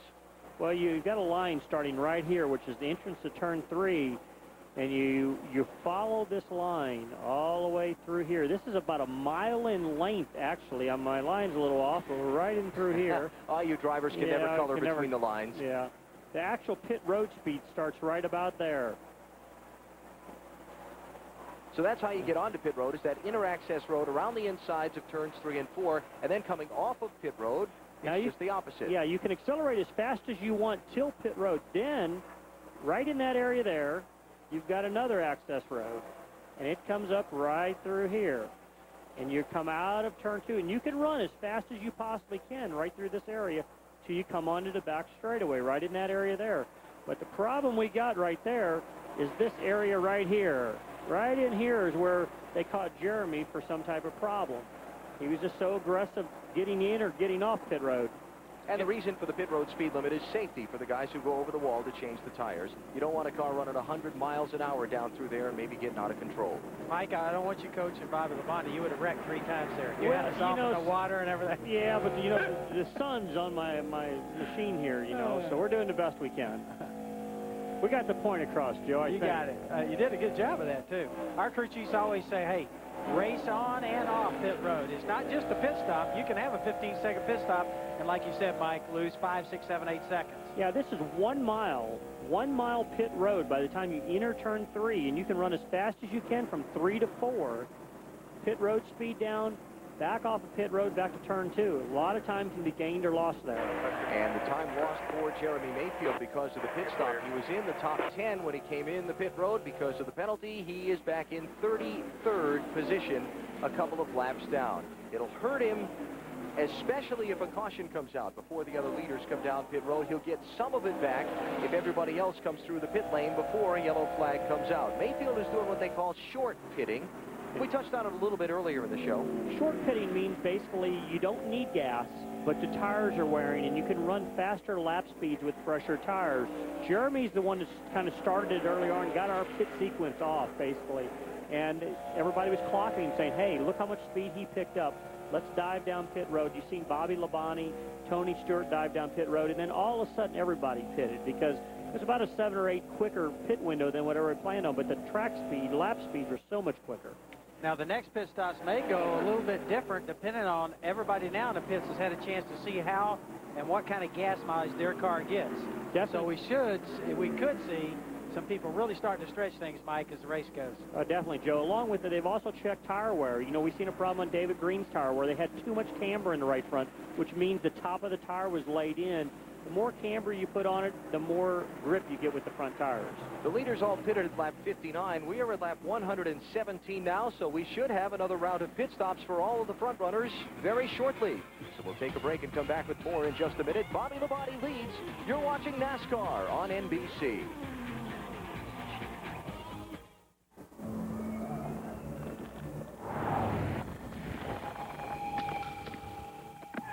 Think something that small can't hurt your car? Even smaller carbon deposits can clog your car's fuel injectors.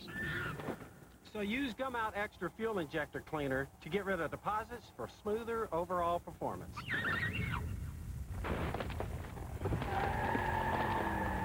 And did I mention better acceleration? Drive your fuel injectors clean with Gum Out Extra. I'm serving a party of 20 at 7 o'clock, whether this pain goes away or not. So I took something stronger, something faster. I took Advil liquid gels. See, they're stronger and faster on tough pain than extra-strength Tylenol, and, well, it just makes sense that they are. Liquid gels are the only pain reliever with liquid inside. Nobody else has that. Nobody. So when you want something that's faster on tough pain than Tylenol, take Advil liquid gels. Pain relief that's stronger and faster. When was the last time you felt 284 horses tugging at your soul? When was the last time you immersed yourself in hand-tufted virgin leather? Can you really put a price on this kind of perfection? Actually, you can, because this $70,000 car could cost you over $326,000 in retirement savings. We just thought you should know. Ask a financial advisor about Sun America, the retirement specialist. Finding the perfect gift is never easy. I'd like to see some jewelry for my girlfriend. Would she like a diamond-studded cougar? It's called Tigressa. What do you... Hello. There is a better way to shop. At Snap.com, you can find the perfect gift, whether it's CDs, electronics, or something a little more personal. Beautiful. Did you pick this out all by yourself? Sort of. Snap.com. Shop in a snap. Welcome back to Homestead. John Andretti in the pit. He did his smart. Last time in, he made a significant air pressure adjustment. This time, 4 tires in fuel, no air pressure adjustment, no chassis adjustment. They're working on the left side now. Last time in, they put in a half pound of air pressure in the left front, took out a half pound in the right front. Now, they're down and away at 16.6. So a pretty good stop there for Richard Petty's team. And Andretti, the third-place car, before the stop, heads back out onto the speedway. So we've hit that window with no caution so far in this Pennzoil 400, where we should begin to see the rest of the leaders coming down pit road. Here's the pole sitter David Green leaving after a pit stop. Green had dropped back a little bit, just outside the top 10. And here comes Ward Burton in for a pit stop in the Bill Davis Racing. Pontiac heads down toward our Marty Snyder.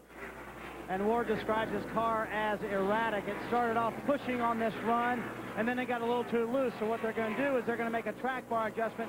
Tommy Baldwin, his crew chief, thought about a wedge adjustment, all of those in order to tighten him up just a little bit for the longer run. But they did go with the track bar adjustment, which should help him out, should tighten him up just a little bit. Left side tires on, and a good stop for Ward Burton. He is back out on the racetrack. 17-1 there for Burton. Ken Schrader has been in. Ted Musgrave has been in. Kenny Wallace has been in. And now here's the leader, Bobby Labonte, dropping onto that access road we described a minute ago to the inside of 3 and 4. Now down to the 45-mile-an-hour pit road speed limit at that first pit box. So Tony Stewart takes over the lead as Bobby Labonte comes down for his pit stop. This would be at lap 123. Second set of stops in this race. Let's go to Marty Snyder for the Bobby Labonte pit stop. He had a pretty good car on that last run. He was a little bit looser than he would have liked on the longer part of the run. So what they were going to do was a track or a wedge adjustment, and that's what they're going to wind up doing. They're trying to tighten him up for the longer part of the run. We've so far had green flag runs, and so that means the long part of the run is very crucial. The 88 of Dale Jarrett is right behind him. Dale Jarrett's car, 16.3 for Bobby Labonte. Jarrett's car's a little bit loose. They went down around on the track bar. They're taking out a half pound of air pressure. That should tighten him up just like he wanted, especially for the longer run. But we didn't talk a lot about it. The DJ was coming through the field late in that run, so they're pretty happy with the 88 car. Jarrett had moved up to the 5th position just before the round of pit stops began. Now here's Tony Stewart coming down onto pit road for service from his crew. Jeff Burton will take over the race lead as Stewart gets service. Bobby Labonte's team, the other group, pulled off a 16.3. Let's see if Tony's group can cost you a little more money here, Coach. I'll tell you what, we're proud of here. All those guys right there, nobody came over from the 18 car. That's a brand new group. Not bad. 16.3, so based on the bonus program you told us about a little while ago. I'm a little lighter in the wallet. There you go. And so Jeff But I don't mind. Yeah, absolutely. Jeff Burton, as I said a second ago, takes over the lead after Stewart makes his pit stop. So Burton by the start-finish line, and he leads for the first time in this race today, so collecting 5 bonus points toward the NASCAR Winston Cup title, and his fight with Tony Stewart and Jeff Gordon for the 4th, 5th, and 6th positions. What you've seen, Alan, that run of pit stops is a little different than last time. Last time, Bobby Labonte and Tony Stewart came down at the same time. Tony Stewart stayed out 1 lap to lead to get 5 bonus points because he's fighting for, the year-end point fund. Dale Jarrett just getting by Jeff Burton to get himself back on the lead lap, which is important. We're a caution to come out before Burton would make his pit stop, so Jarrett back in the cycle of things, if you will. But Jeff Burton still staying on the racetrack and continuing to lead this event, running a little bit farther on a tank of fuel than some of the other competitors. Burton's won a race or two this year on fuel mileage. One of them at the expense of Joe's car and Tony Stewart up in New Hampshire in July. Ouch. Yeah. That probably hurt. But what they're trying to do possibly is just stretch the fuel mileage. You know, this may come down to a fuel mileage race again. They want to see exactly how far they can go. And this is a good time of the race to figure it out. It would be almost impossible to comprehend the inaugural event at this racetrack going without a caution flag. It has been so difficult through the weekend. It has claimed 2 cars at happy hour practice, a number of wrecks, 2 big wrecks specifically in yesterday's NASCAR Cup Series race, plus a couple of more wrecks in the Thursday and Friday practice sessions here. It would be hard to comprehend this race going caution-free, but it's been very clean so far as Burton heads for pit road. Yeah, definitely, Alan, you know, because Jeff Burton is on pit road now. That's the speed area where he can run as fast as he can. You hear him slowing down. He's grabbing a gear now, getting it slowed down. Crew no doubt reminding him what the RPM reading needs to be in which gear to make sure he's not speeding on the pit road. But at that 45 miles an hour, it is a long way from the mile-long one end of pit road to the other. Here's Burton in for a stop. Jeff Burton brings the car to the attention of Frank Stoddard and crew. And I'll tell you what, guys, it needs a lot of attention. He was real tight getting in the middle of 3 and 4, and he got very loose as a result coming off. What they're going to do is they're going to take and put 1.5 rounds of wedge in the left rear, put 4 new tires on, and go back out. But this was a handful. He's out of here. Good pit stop. Neat look at Jeff Burton there gulping from the Gatorade bottle as, you know, not your typical visit to the rest area in the middle of a 400-mile drive down the interstate. The concentration's so important here anymore, and you want a quick drink. It's very, very hot in those cars. It's anywhere from 30 to 50 degrees hotter inside the car than the outside temperature. So, you know, he's probably dealing with 130, 140 degree temperature inside that car today. So now Jeff Gordon is the race leader. Sterling Marlin is second. You look at the 2 drivers on the screen there. Gordon leading, Marlin second. Then it'll be back to Bobby Labonte once these 2 drivers make their visits to pit road. Marlin went the farthest than anybody else on the last fuel run, the first set of stops in the race. Marlin's not coming till lap 65. Gordon stopped at 63. You can see the difference there with fresh tires, though. David Green just pulled up on the outside of those 2 cars and driving right on by him. That's the difference, fresh tires on a racetrack like this, man. We're just a couple of laps shy of the halfway point of this race, just about 200 miles in. It has been caution-free so far. Bobby Labonte has been the dominant driver in the event, but he has fallen back just a couple of positions. All clear. But you're in the middle of this cycle of pit stops. You're listening to David Green's team. What they're telling David is if he's clear in traffic, whatever, and you know, if he can get down past cars, clear underneath, see the 24 car on pit road now making his stop. Again, that fast entrance speed, you'll see him get slowed down, grab another gear right here. Now he's under brakes hard. He's got his RPMs established, what he's needing. Coasted down. The spotter's counting him down to pit road now. What I mean counting down, he's going 10, 9, 8 to stops. Just pull right in and know exactly where he's at. So Gordon in the pits, handing the lead to Sterling Marlin as Jeff makes his way down to the attention of his crew. Marty Snyder with the stop. Well, it's just been a terrible day for Jeff Gordon. In fact, that's how he described his car, terrible. On that last run, he had no forward bite. And what that means, when he hits the gas, the car just wants to slide up the racetrack. It won't go and turn like he wants it to turn. He is pushing off the corner, in other words. They made a track bar adjustment. They're also going to pull a rubber out of the right front for Jeff Gordon. They already did that. Now he's back out on the racetrack. Now let's go to Mike Massaro. A lot of chassis adjustments being done down on this end of pit road. We'll pay attention to Sterling Marlin as he rolls down into his pit lane. His team up on the wall, ready to spring into action. They jump off the wall and go to work on the left side.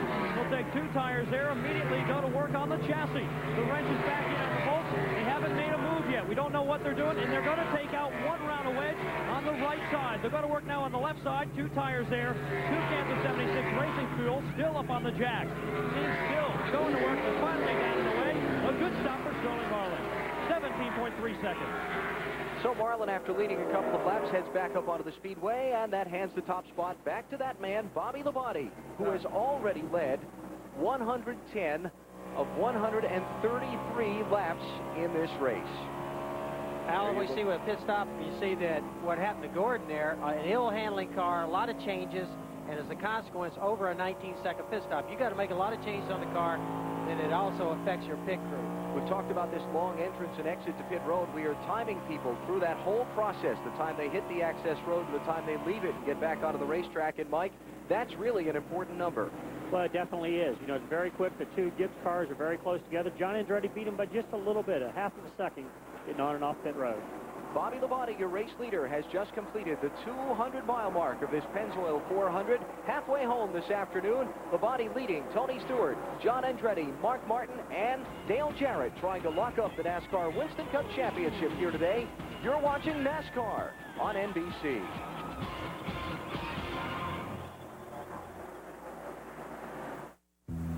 To you, I just go from point A to point B. All you care about is if my light is on or off. I'm nobody. I'm anonymous. I'm just a set of wheels to you. You'll never remember my name. You probably can't even pronounce it. But under the right set of circumstances, I could be your best friend in the world. Hey, how you doing, man? Hey, where you going?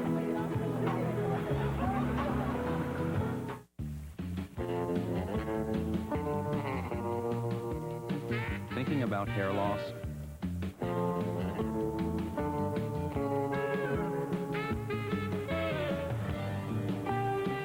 Now there are effective FDA-approved treatments for men's hair loss. The sooner you make an appointment to see your doctor, the better. Or call 1-800-73-MERC to find out more. Merck, helping make hair loss history.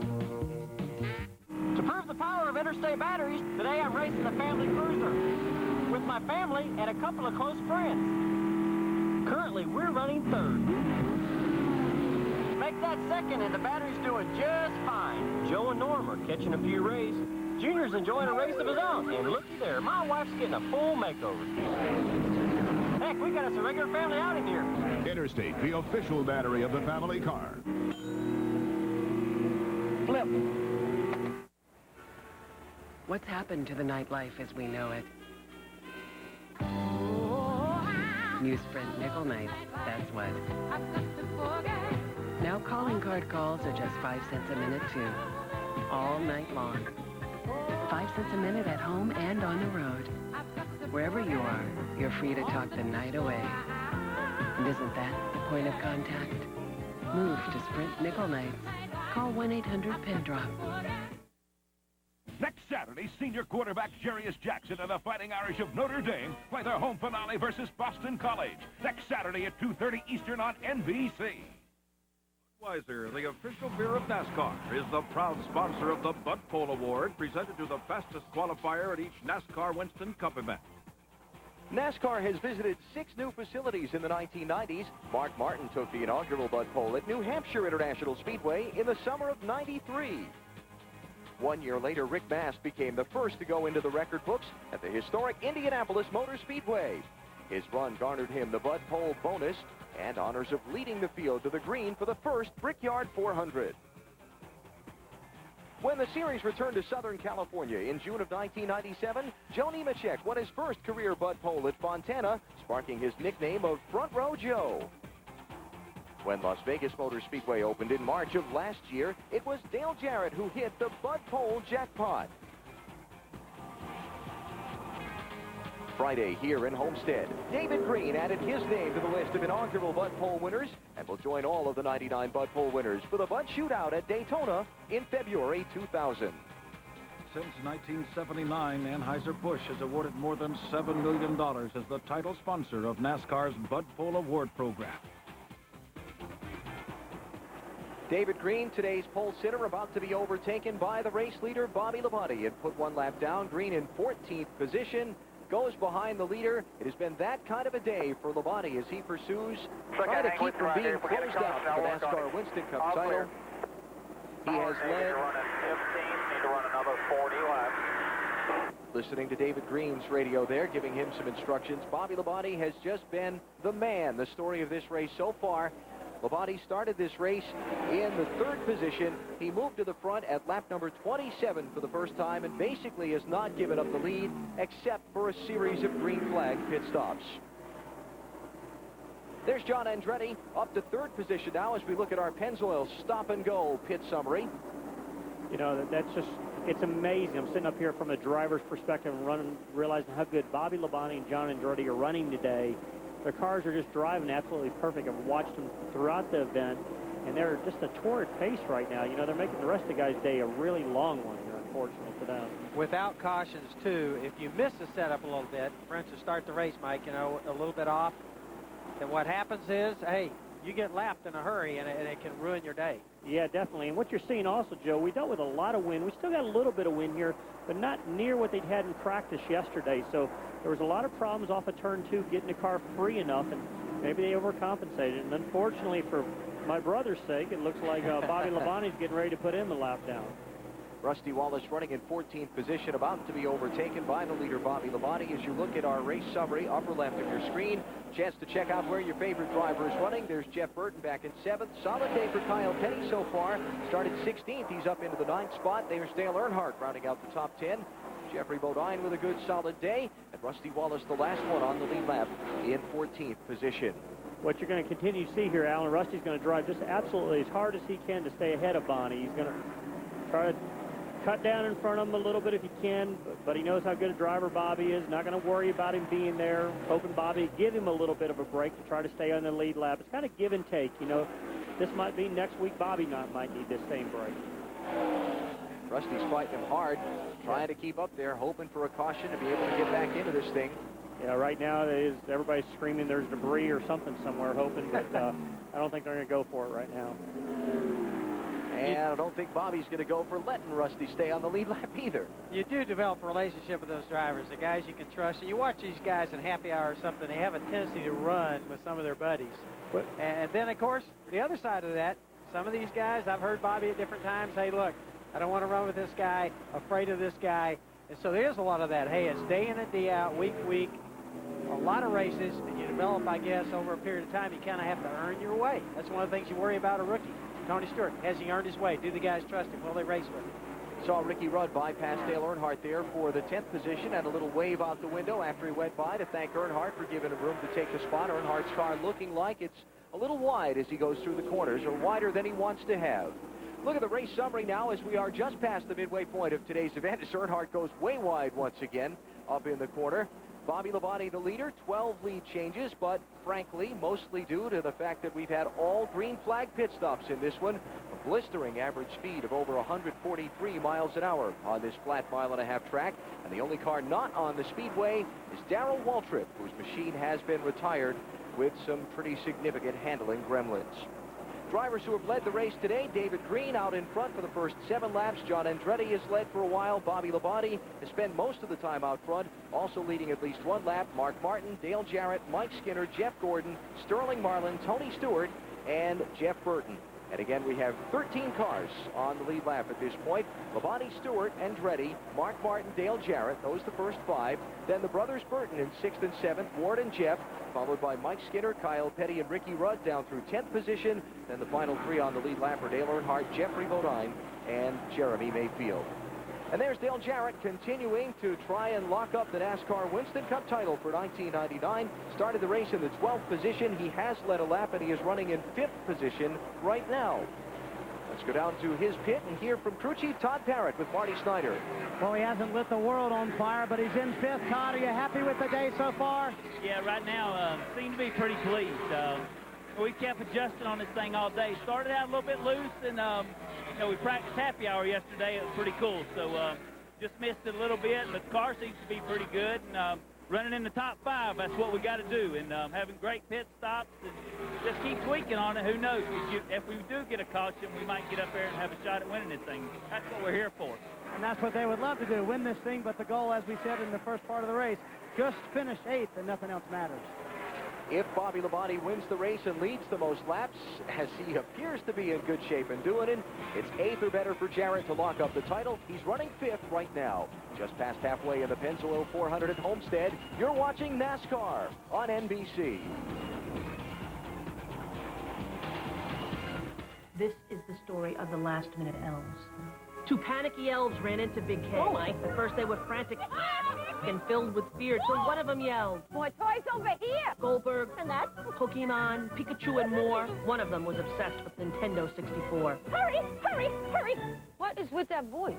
Now, next year, we're going to shop early. Oh, like it's my fault. It actually is. For the hottest toys, go to Big K. That was the lesson that they learned that day. Look out for the book. What book? I dropped my melon, and there was Bud. Wow. He's got this cute little mustache that curls up. Bud, Bud, Bud. We went square dancing. Everybody goes whoop-de-doo and load the boat. I call him Bud the teacher. He even taught me to do online trading. I have an Ameritrade account. Costs only $8 a trade. I had a stock split. Use the coaster, sweetheart. Ameritrade. Call now.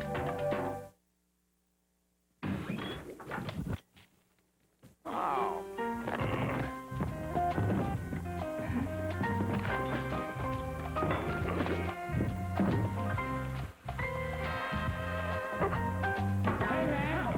Check this out.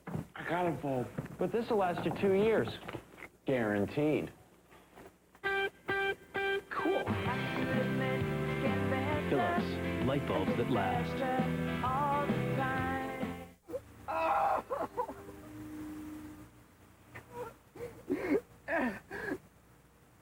Hello, little man. Oh, the horror! The horror! Well, most people are happy about new toaster muffins from Eggo. Warm and muffiny on the inside, crispy on the outside, and shaped to fit in your toaster. It's the muffin you'll never want to let go. New toaster muffins from Eggo. I'm the muffin man. Oh, the horror of it all. Think your workout's tough? Just imagine swimming through treacherous ocean waters, cycling 112 miles in brutal heat, and running a grueling marathon all in one day. It's the most demanding test of endurance the human body can experience. The Ironman Triathlon, coming up next on NBC. Welcome back to NBC Sports coverage of NASCAR. Its first ever visit. What will be a permanent thing here in South Florida, the Pennzoil 400 presented by Kmart. I'm Brian Williams. We've been talking a lot today about Pontiac domination. They are presently 4 of the top 6 cars. A driver who swore me up and down before the race. He wanted to remain nameless. Prominent Chevrolet driver in this pack. Joked that he was going to drive out to Miami International, rent a Pontiac, use just the body, slap it on the Chevy chassis for today, take the Pontiac back in one piece. Also, we should look at the brothers Burton, Ward and Jeff, suddenly 6th and 7th in this race. Ward, sadly for him, has too often this season been in the shadow of his brother Jeff. We know a little more about the Jeff Burton 99 XI battery car. They've been in for a couple adjustments. They set up that car for today last night after the dusk happy hour practice run. It was almost cool here in southern Florida last night. Right now, we've got a track temperature that is going up and fast. It's been uninterrupted sun now for several hours. The brothers Burton together on the track, fighting it out for 6th and 7th. Alan Bestwick, back up to you in the booth.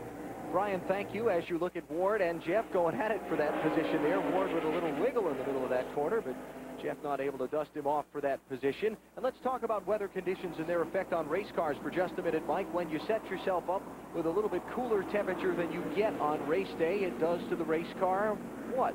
Basically, the cooler the racetrack, what we call it makes a tighter racetrack. Asphalt secretes oil out of it on a hot day. And when you practice like they did last night in the shade and the sun and everything else, it's not doing that as much. So your chassis setup ends up being different. Basically, what you've done, you made the car looser through those conditions. Now today, they're racing in the sun. The oil's secreting through the asphalt. The cars are looser than what they want them to be. You know, some guys are on the loose side, some are on the tight side. You're seeing the pass for Jeff Burton on the outside of Ward. Ward's telling him, go on, get down there, and fall in behind. Just move over and let him on go. When I talk to our drivers, too, they say some tracks, Mike, are more sensitive than others. And for instance, the Charlotte track changes very quickly. Other tracks are a little more stable. Like I questioned our guys last night. They're out there late. What are we going to learn late when it's almost everything's clouded and cool? But there are certain things they feel like. And Bobby seemed to think this track was a little more, he had the feeling it wasn't going to change as much. with Jeff Burton running as well as he is today in the 7th position, and Jeff Gordon struggling back in 17th, a lap down. You see Jeff Burton there as the race stands, moving by Jeff Gordon and into 5th position in the NASCAR Winston Cup Championship standings. So Gordon struggling here today, and Jeff Burton running well. His brother Ward running pretty well just behind him, though not able to quite keep up with little brother at this immediate moment. You might ask also, we hit on that, you know, practicing in the dark or why the drivers did that. Is it a Busch Grand National race? Ran a little long yesterday. The sun goes down about 5:30 here in southern Florida. They were just forced with that. That was the best time and the only time they had in their final practice hour. The other thing, they like to find out after that happy hour, after the Busch race, they kind of want to get a feel too, don't they? Exactly. Like in a happy hour. In other words, how much rubber was put down, how much did the track change? Yeah, because they practice. When you practice, you don't have all those cars out there laying down all the rubber. And the nice thing, the Busch Grand National cars run the exact same Goodyear tires as the Winston Cup cars do. And so it gives them a more actual race surface condition. There's 3rd place John Andretti working behind some double-wide lap traffic there. Andretti 9.34 seconds behind leader Bobby Labonte. I'd like to comment on what Boris said there. We haven't talked about him all day, but this is one of the first Winston Cup races Boris has had run all year. He was a road course specialist, but doing a really good job there today. And John Andretti being caught in that traffic behind Mark Martin, separated by the Boris Said car, the 14 machine, and Stacy Compton in that bright yellow number 9 car, who's going to try and overtake Said if he can, right in between the 3rd and 4th place machines. There's Boris. Carlsbad, California is his hometown. He has won at the Le Mans 24-hour race before over in France. A very well-accomplished road racer, trying to make the transition to oval track racing in a car that is owned in part by Ernie Irvin, the now retired Winston Cup great driver. Yes, it is. Along with Boris is a phenomenal road racer. I've raced the trucks against him this year, and he showed us a lot of new things, what we need to learn about road racing. Very talented there. From a driver, from an owner's standpoint, when you're looking for a driver, there's a lot of different places to get talent, Mike. For instance, right here's a road racer. Can he make the move? In our case, you know, we're going after Tony Stewart. Can he go from open wheel on a lot of the midgets and going from dirt? Can he make the transition? Those are all areas where you can go get a driver. The question is finding the right talent, and can he make that adjustment to Winston Cup racing? Well, you know, you could just look to the left of you, Joe, and there's talent sitting next to you if you're looking for another driver. A very good one. The Mike Wallace audition in the broadcast booth. So Andretti and Martin cleared the lap traffic. They went through Robert Presley, who's running in 32nd position, Stacy Compton, who's running in 33rd. Boris Said another lap behind those drivers. He is back in the 39th position. And Andretti and Martin continue their race for 3rd and 4th here now with a little bit of open racetrack. Maybe can give Mark an opportunity to get up there and do something with John if he can. Definitely Mark's car is turning a little bit better. When I mean turning, staying on the bottom of the racetrack. That's the crucial thing on a flat racetrack like this. As you can see, Bobby Labonte, he's not even a half car off the bottom of the racetrack, coming up on back of Dave Blaney there. But very, very crucial to make the car handle well on a place like this. And while all of that's going on, Bobby Labonte is just cruising on up in front. Watching Bobby in the office, behind the wheel. Bobby Labonte leading 163 of 267 laps complete in the Pennzoil 400 at Homestead. You're watching NASCAR on NBC. With the AT&T one-rate 7-cent plan, calls are just 7 cents a minute all day, every day. What about Canada? What? Canada. Yeah, same thing. With the international plan, it's 7 cents a minute always. What about all the other countries in the world? Japan, Mexico, Liechtenstein. Liechtenstein. All right. Every country has its own low rate. What about France? France.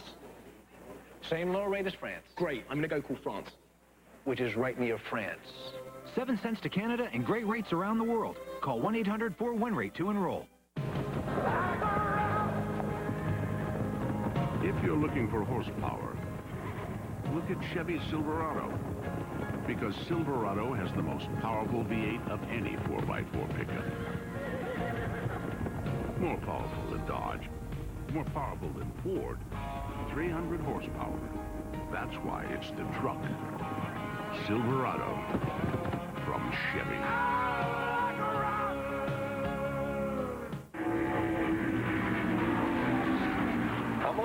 Coming in, guys. Look, Bill's in trouble. Don't worry, Bill. We'll take it from here.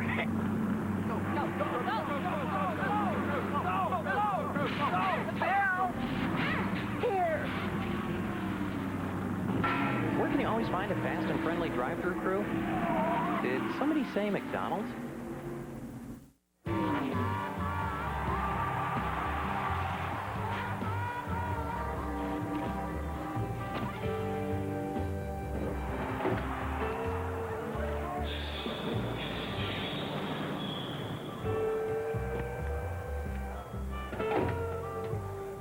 Waiting for somebody, kid?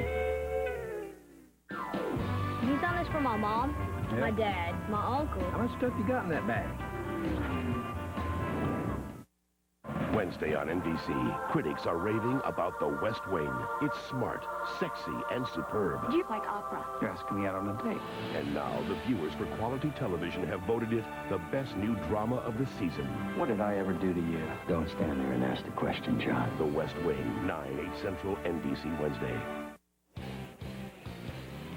The Pennzoil 400 at Homestead-Miami Speedway. David Green started on the pole. Lap number 8, it was John Andretti who started second, going by up to the point. Then at lap 27, Bobby Labonte moved up around John Andretti to take over the top spot. He's held it most of the rest of the day. Green flag pit stops for the leaders. Top of the screen, Kenny Irwin spinning on pit road. Cost him a 2-lap penalty. Fortunately, everybody got by okay. But it has been all that man and that car so far. Bobby Labonte leading, while Dale Jarrett runs in 5th position, trying to lock up the NASCAR Winston Cup Championship for 1999. There is the man, Bobby Labonte. Originally from Corpus Christi, Texas, 35-year-old driver, 4 wins in 1999. Let's compare his style with that of Dale Jarrett. Maybe get a little indication of what their cars are doing as well at this point of the race. Bobby having that easy a time. I pay him for that? We talked about I'm this. up here working. We talked about this yesterday during the NASCAR Busch Series broadcast. We had a camera on Dale Earnhardt Jr., and he just looked like he was just tooling along. And we said, okay, we spend all this time trying to convince people that NASCAR drivers are athletes, but really they're under more strain than it looks like. The G-forces and so on their neck, and the amount of strength in the arms to keep those cars turned and doing what they need to do is more than it would appear just by looking. And Alan, really, a golfer. Let's take a golfer. What is he? Precision. He takes something very hard, makes it look easy. These guys, when you stop and think, it's easy to sit up here sometimes and say, that's 145 miles an hour and misses somebody by 6 inches. Now, to me, that's an athlete. That's taking something very hard, physically and demanding high hand-eye coordination. And be able to do that, you kidding, or the athletes, bet your life. And do it in the temperature of a sauna all day with the steam bath that those cars become. Wow. Now, Bobby Labonte here in about another 10, 12 laps is going to have locked up the bonus points for leading the most laps in this race. So we'll keep an eye on that. First, some early pit stops. Here's Jerry Nadeau on the pit lane, dropping in. 40th position for Nadeau, and let's go down to pit road to Mike Massaro. And Jerry Nadeau pitting a little bit out of sequence. He had cut down a right front tire not too long ago. He threw over the wall on the M&M Pontiac, going to work on the right side. 2 tires there. They'll wheel around to the left side. A 4-tire change. 2 cans of 76 racing fuel on that machine. A good stop so far. No chassis adjustments. They're down and away. A good stop. They stole it. But now they refire it and finally get it away at 20.7. That will certainly hurt. So, unscheduled stop there with problems for Jerry Nadeau. Now, we also saw Jeremy Mayfield on the pit lane. There's Mayfield leaving. He's been short pitting all day, coming in 5 or 6 laps earlier than most of the front runners, trying to gain the extra speed out of a set of tires. But he got caught for speeding, leaving pit road earlier. It has dropped him back a lap behind the leaders and put him into about the 16th position before he came down pit road to begin the next cycle of stops. You know, Alan, I was just calculating. I think what Jeremy Mayfield's team has done, they took this race and just divided it up in how many stops they could run. They knew they had to make so many stops, so they when they made that stop, they put tires on each time. Now, they should have one more stop in this race, and they should be able to run to the end. I'm not sure he's going to be able to go from here to the finish on one more stop, but we'll talk about that more in a minute. Here's Mark Martin. He's just taken 3rd spot away from John Andretti. So Mark, who started in 9th position, has been in the top 5 for quite a bit. Wow, that was close off turn 4. I started to say, he was working there, working the wheel. Full. So Mark has moved up into the top 3 now. He is 12 seconds, though, behind Bobby Labonte at this point in the race. Well, you know, Bobby's just put a staggering pace out there. So what we've been talking about all day is just what Bobby's been doing, and it's hard on other drivers. They're running as hard as they can, but they've hit the setup. You know, what everybody's looking for, especially on the lead lap right now, still, we hit on it earlier today, is another caution. Is a caution, not another one, because we haven't had one. Haven't had any so far. There's Jack Roush, the mastermind of the Roush Racing 5-car operation of the NASCAR Winston Cup circuit, watching his driver Mark Martin come rocketing by the pit lane and off into turn 1. Marty Snyder has an update for us on Mark. Well, Mark Martin's a pretty happy guy right now. His car is almost as fast as Bobby Labonte's, but about 40 laps ago, he wasn't very happy. He said the car is junk. It was way too tight. But then it started to come to him. It's getting better on the longer run. And this car has had some success for these guys this year. It sat in the shop, didn't run all year long until Dover in September. They brought it out. It won its first race. It finished 4th at Charlotte, 6th at Rockingham. And if it survives today, and it looks like it'll do a good job of that, if it survives today, it will go to Atlanta next week. It's Mark's favorite car, and currently it's keeping him in 3rd. Well, you heard what Marty was saying about Mark saying it was junk early on, 40 laps. We were talking about the drivers. It's a very mental thing out there. Just as tough as driving, the mental aspect of this sport is understanding how to make the chassis work and telling the crew what needs to be done.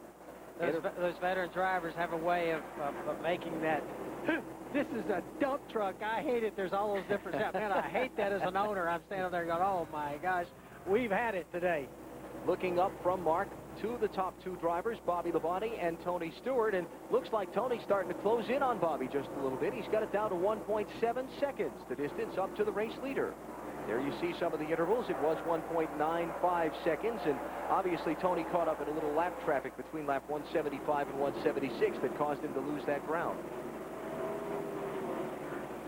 So Stewart running second behind Bobby Labonte. We're just past 250 miles in what has been so far a caution-free Pennzoil 400. Labonte, Stewart, Martin, Andretti, and Jarrett are your top 5. Green flag pit stops coming up right around the corner. We'll be back in a minute. You're watching NASCAR on NBC.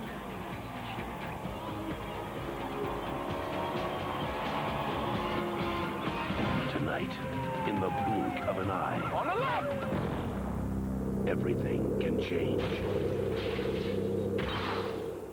And in the wake of a tragedy... Are you okay? Everybody saw him do it! 2 partners finally come together. An all-new Third Watch, NBC tonight at 8, 7 Central.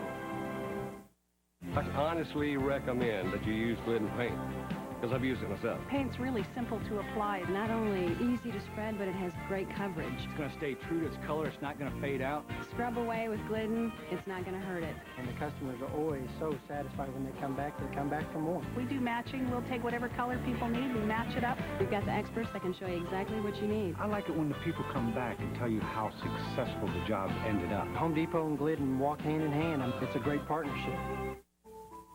Oh, it looks so beautiful. Well, honey, what's the matter? Mommy, I can't sleep. You're just excited about tomorrow, Dan. Back into bed, Tiger.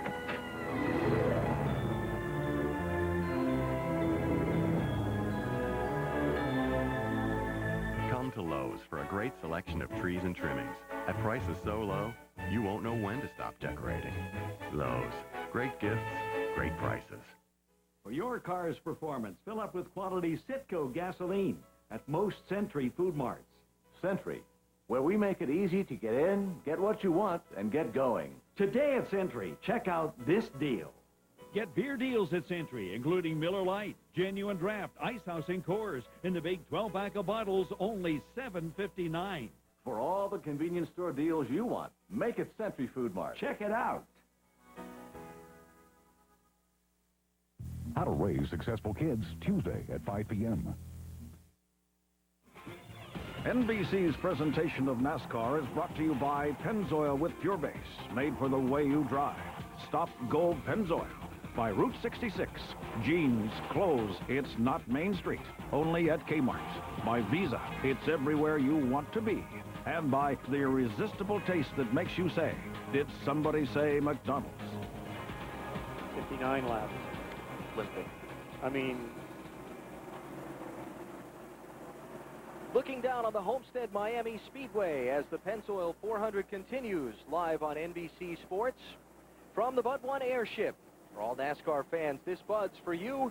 The Bud 1 airship flying high above the Homestead-Miami Speedway, providing these spectacular aerial shots. Budweiser, the official beer of NASCAR. There are the top two drivers, Bobby Labonte leading Tony Stewart, but Tony is closing in fast as we approach another round of pit stops. It was once up to about 1.7 seconds. 5 laps later, it's down to 0.4 seconds, just a handful of car lengths of empty speedway between Stewart and his teammate. Joe was telling me the other day that Tony Stewart is very, very good at these flat, slick racetracks. He came from the open wheel stuff, and every time they take him to a flat racetrack, he just really excels. The very first year we were sitting talking with Tony, he was racing Busch for us, and he said, hey, the slicker the better. I think he has a real good feel from spending so much time